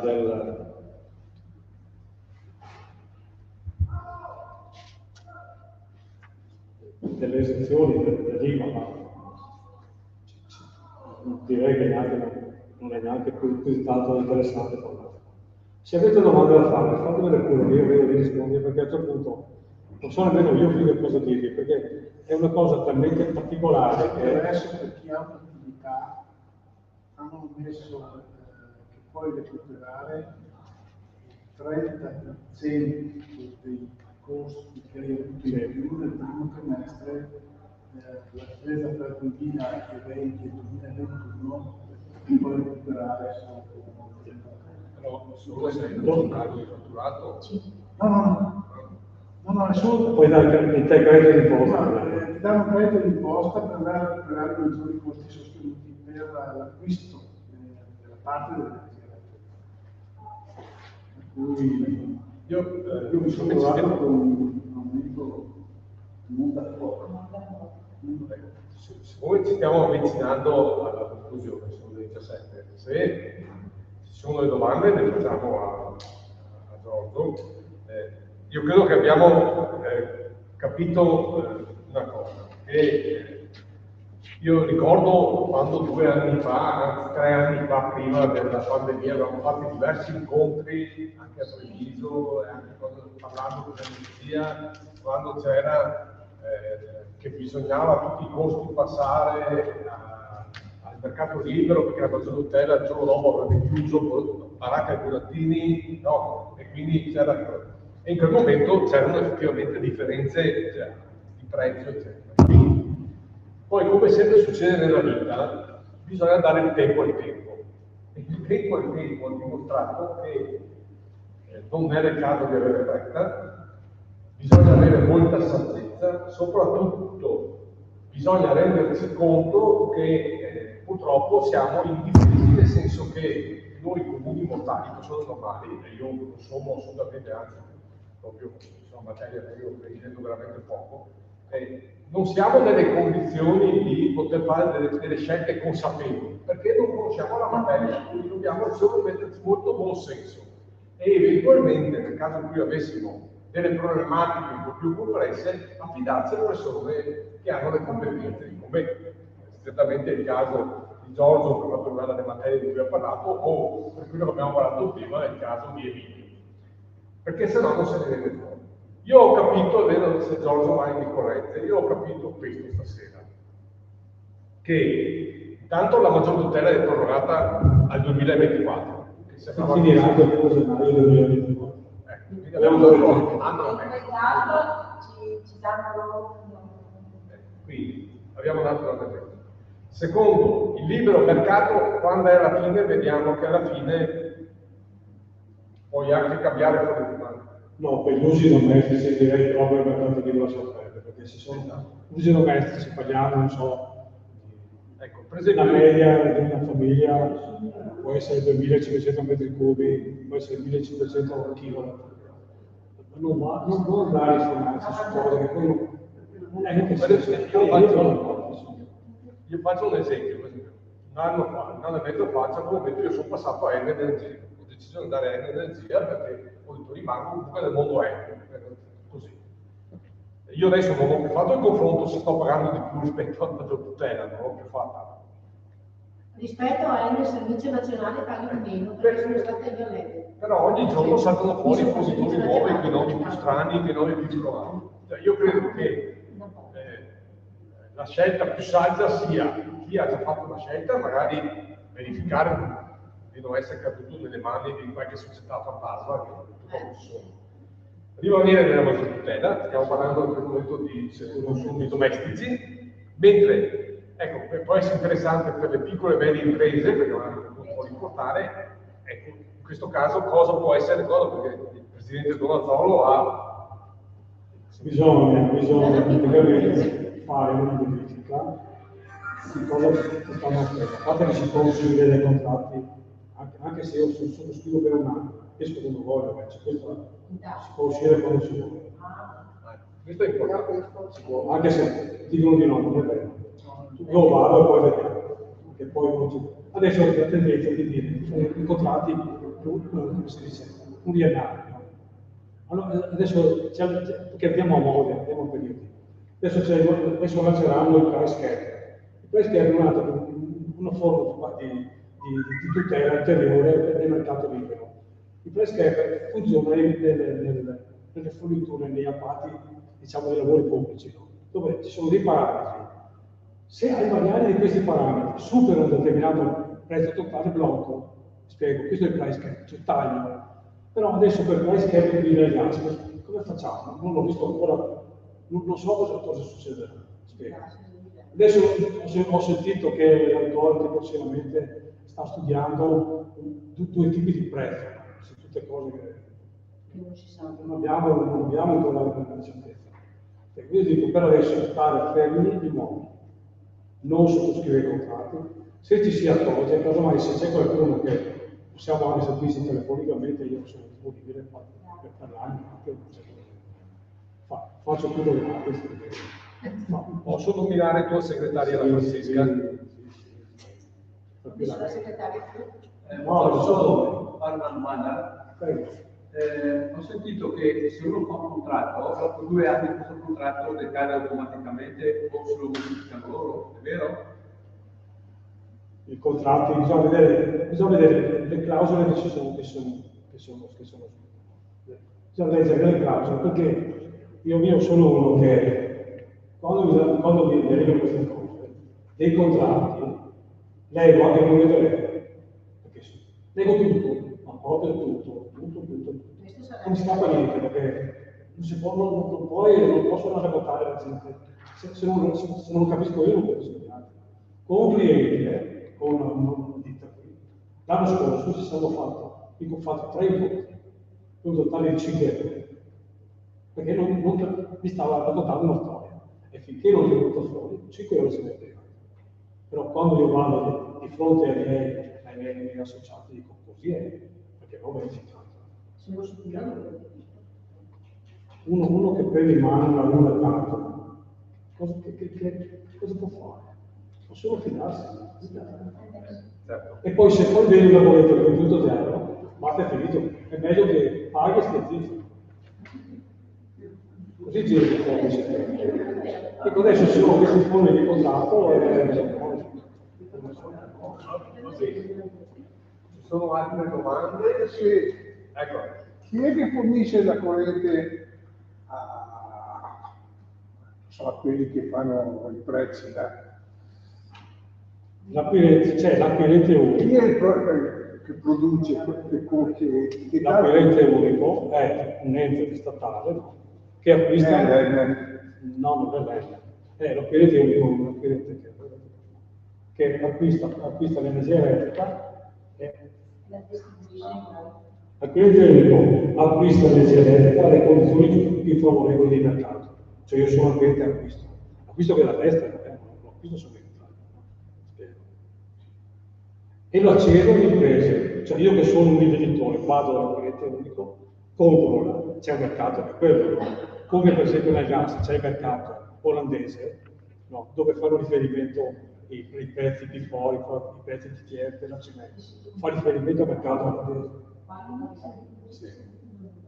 Qui di solito fanno riferimento al mercato elettronico. Il quale, e di fatto nelle aziende ci sono nelle aziende più grandi c'è la figura dell'ufficio acquisti, ma nelle aziende più piccole fanno consorzi, si appoggiano a ditte specializzate che coprono per loro, e così in Spagna. Non so se questo funziona come nelle fatturazioni. Uno che ha più 3.000 utenti mica si mette ad assumere un dirigente che acquista l'energia elettrica e acquista il gas. Si consorziano e fanno queste cose. Ecco perché queste aziende piccole riescono a sopravvivere, perché hanno costi fissi bassissimi. Però tutte fanno riferimento a quello. La media dell'energia elettrica, tutti i contratti fanno riferimento al PUN, che sarebbe il prezzo unico nazionale. No. Allora lì qualcuno ti dicono il PUN è questo, no? Che non è quello che vedete voi nel rete. Il PUN è il prezzo unico nazionale, stabilito qui da CMR. E giungono allo spread del 3 millesimi, 2 millesimi, 4 millesimi, 5 millesimi. Quello è il prezzo. Sull'energia elettrica non si scappa troppo, ma sul gas che ci sono delle cose. Ad esempio qualcuno fa, ma io ti faccio, quando discutiamo dei contratti, ma io ti faccio il P4. Sì, lo so che costa meno di tutte le P4, per cimento, però cosa mi pensi dopo? No, ti faccio il P4, no. Allora tu mi mostri le fatture. Visa le fatture, mi aveva aggiunto le addizionali che li ho sempre lo stesso prezzo del cimento. Cioè qui si gioca sulle più, ma non sono le ditte che lo fanno così, sono quelli che vanno a vendere queste cose così che per sfruttare, per fare i clienti fanno queste cose. Questo funziona. Non lo so almeno io. Signore, così è il mercato adesso. Sono anche tematiche e questo stasera è un contributo informativo sapendo benissimo che ci sono risposte perfette, risposte esaustive perché non possono esserci perché siamo in una situazione anche particolarmente delicata. Però insomma, io credo che stasera abbiamo fatto una... No, perché adesso questa situazione qui, quando io ho cominciato nel 2009, vendevano la materia prima costava 36-37. Siamo scesi e noi avevamo offerto 13. C'è stato una discussione. A tale rate mi servono quelli, però sempre di sì. Adesso non lo so. Cioè, secondo me c'è un discorso politico, proprio di politica, diciamo, politica economica, europea, scontro tra il mercato diciamo, americano, la supremazia americana con gli altri. E noi siamo qui perché per esempio noi siamo dei sognatori, per esempio, dico sempre, noi siamo poeti, siamo un popolo di sognatori, poeti, poeti, scienziati, bravi sognatori, ma anche sognatori, no? Il fotovoltaico, no il fotovoltaico, I pannelli solari. No, l'energia nucleare. L'energia nucleare, non nucleare in Italia. Non è importanza si fa quando siamo comunati cercare nucleare. Però noi siamo fuori nucleare. Adesso qui adesso andate di sotto. Siamo stati così, no? Un articolo che ho letto su Sole 24 Ore di un anno fa. E il titolo era La finanza ci porterà a fuori le cose. Sì. Questo è il titolo. La finanza ci porterà fuori le cose. E siccome cosa è successo? Cioè questi comprano a poco, vendono a tanto, ma quindi tira fuori. Li strozzano il popolo. Però noi altri siamo... Noi hanno comprato il grano, hanno comprato la soia, hanno comprato poi la finanza. Perché la finanza ormai non è più confini, la finanza è in Cina, è in America, è in Sud America, non ci siamo dove viene la finanza, dove sono i soldi. questi grandi fondi di investimento ormai non si sa più niente, no? Questi hanno avuto grossissime perdite con Covid. Adesso mi stanno recuperando. Per ragionare, quando che si sta per ragionare, scusa, per ragionare, quando che si sta chi ha fatto il posteriore tradotto la trassa di Africa, che parte dall'Uzbekistan e dall'Azerbaijan e poi in Italia. Per attraversare la Puglia, cosa vuoi fare? Moriva migliaia di tirate di olivo, però non vi poteva morire quei tratti di piante dove passava il gasdotto. Allora io devo ritardi, io devo piantarli, i retti a secco. Adesso tutti quanti si avranno ma mica previsto però. Se non è funzione quello, che si dirà che invece come io la piantato. Siamo fatti così anche in Italia. Andiamo in giro, ma se vado pieno metà al cerino, no? Dal cerino, dalla Libia, no? Cioè, non abbiamo politiche energetiche e dopo alla fine se dobbiamo fare una roba tassa. Se picchiamo sempre dove che abbiamo un caschetto. Bene, io direi che possiamo chiudere, tanto la ringrazio, grazie. Ricordo di compilare il questionario per gli attenzioni del video, ho visto giusto per capire. Do la parola al Presidente di Confagricoltura Belluno che ci ha onorato della presenza di Diego, e al nostro affilio.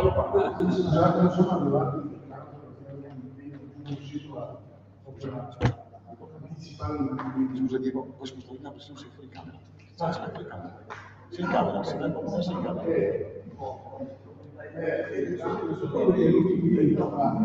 Ieri fatto domande di parte anche un video che quella dei diretti, no? Che tutti gli anni fanno questo evento. Cosa dire? Io ho visto il tema e sono venuto anch'io a sentire, perché io sono alle volte si trova di difficoltà su queste tematiche a parlare delle industrie che sono sempre di più, non si capisce come mai non riusciamo a mettere delle regole che la gente possa capire bene e più chiare. Addirittura che ci sono anche persone che si adoperano poi a costituire anche queste associazioni che si prestano anche a darci una mano. E poi credo che lo facciano anche tanto per spirito, più per spirito che servizio, che non per valore. Perché si trovano alle volte che sono delle situazioni anche drammatiche che mettono anche in difficoltà le famiglie. Diciamo che noi quando arriva un po' a servire un napoletano, siamo sempre nel dubbio che sia una persona corretta. Io parlo con me napoletani e rivali fisici, non c'è più una persona che viene in casa e la identifichi come una persona corretta. Ma una cosa molto attenta. Però quando mi saluto della mamma, purtroppo non è complicato. È un po' che non riesce neanche più a muoversi di salutare. Finalmente ci rivediamo. Dopo un po' anche festività. Speriamo di riuscire a fare questi incontri. Andrebbero fatti più anche a livello dei comuni, che sono molto importanti per le persone che a un certo punto si fidano forse un po' troppo di chi ti telefono e di chi arriva in casa. Purtroppo si fidano. Grazie di essere puntuati e ci rivediamo sicuramente. Bene, a me la chiusura. Io ringrazio innanzitutto l'ente Fiera per la grandissima disponibilità che ci ha dato. Ringrazio i due grandi signori che ci hanno veramente onorato, ci hanno soprattutto erudito un attimino su quelle che sono le tematiche. Hanno parlato un po' tutti. Comunque io ringrazio anche voi che siete stati qui presenti. Speravo qualcosa di più, ma insomma dai, la prossima volta si capiscono che era un po' importante, probabilmente ci sarà sicuramente di più.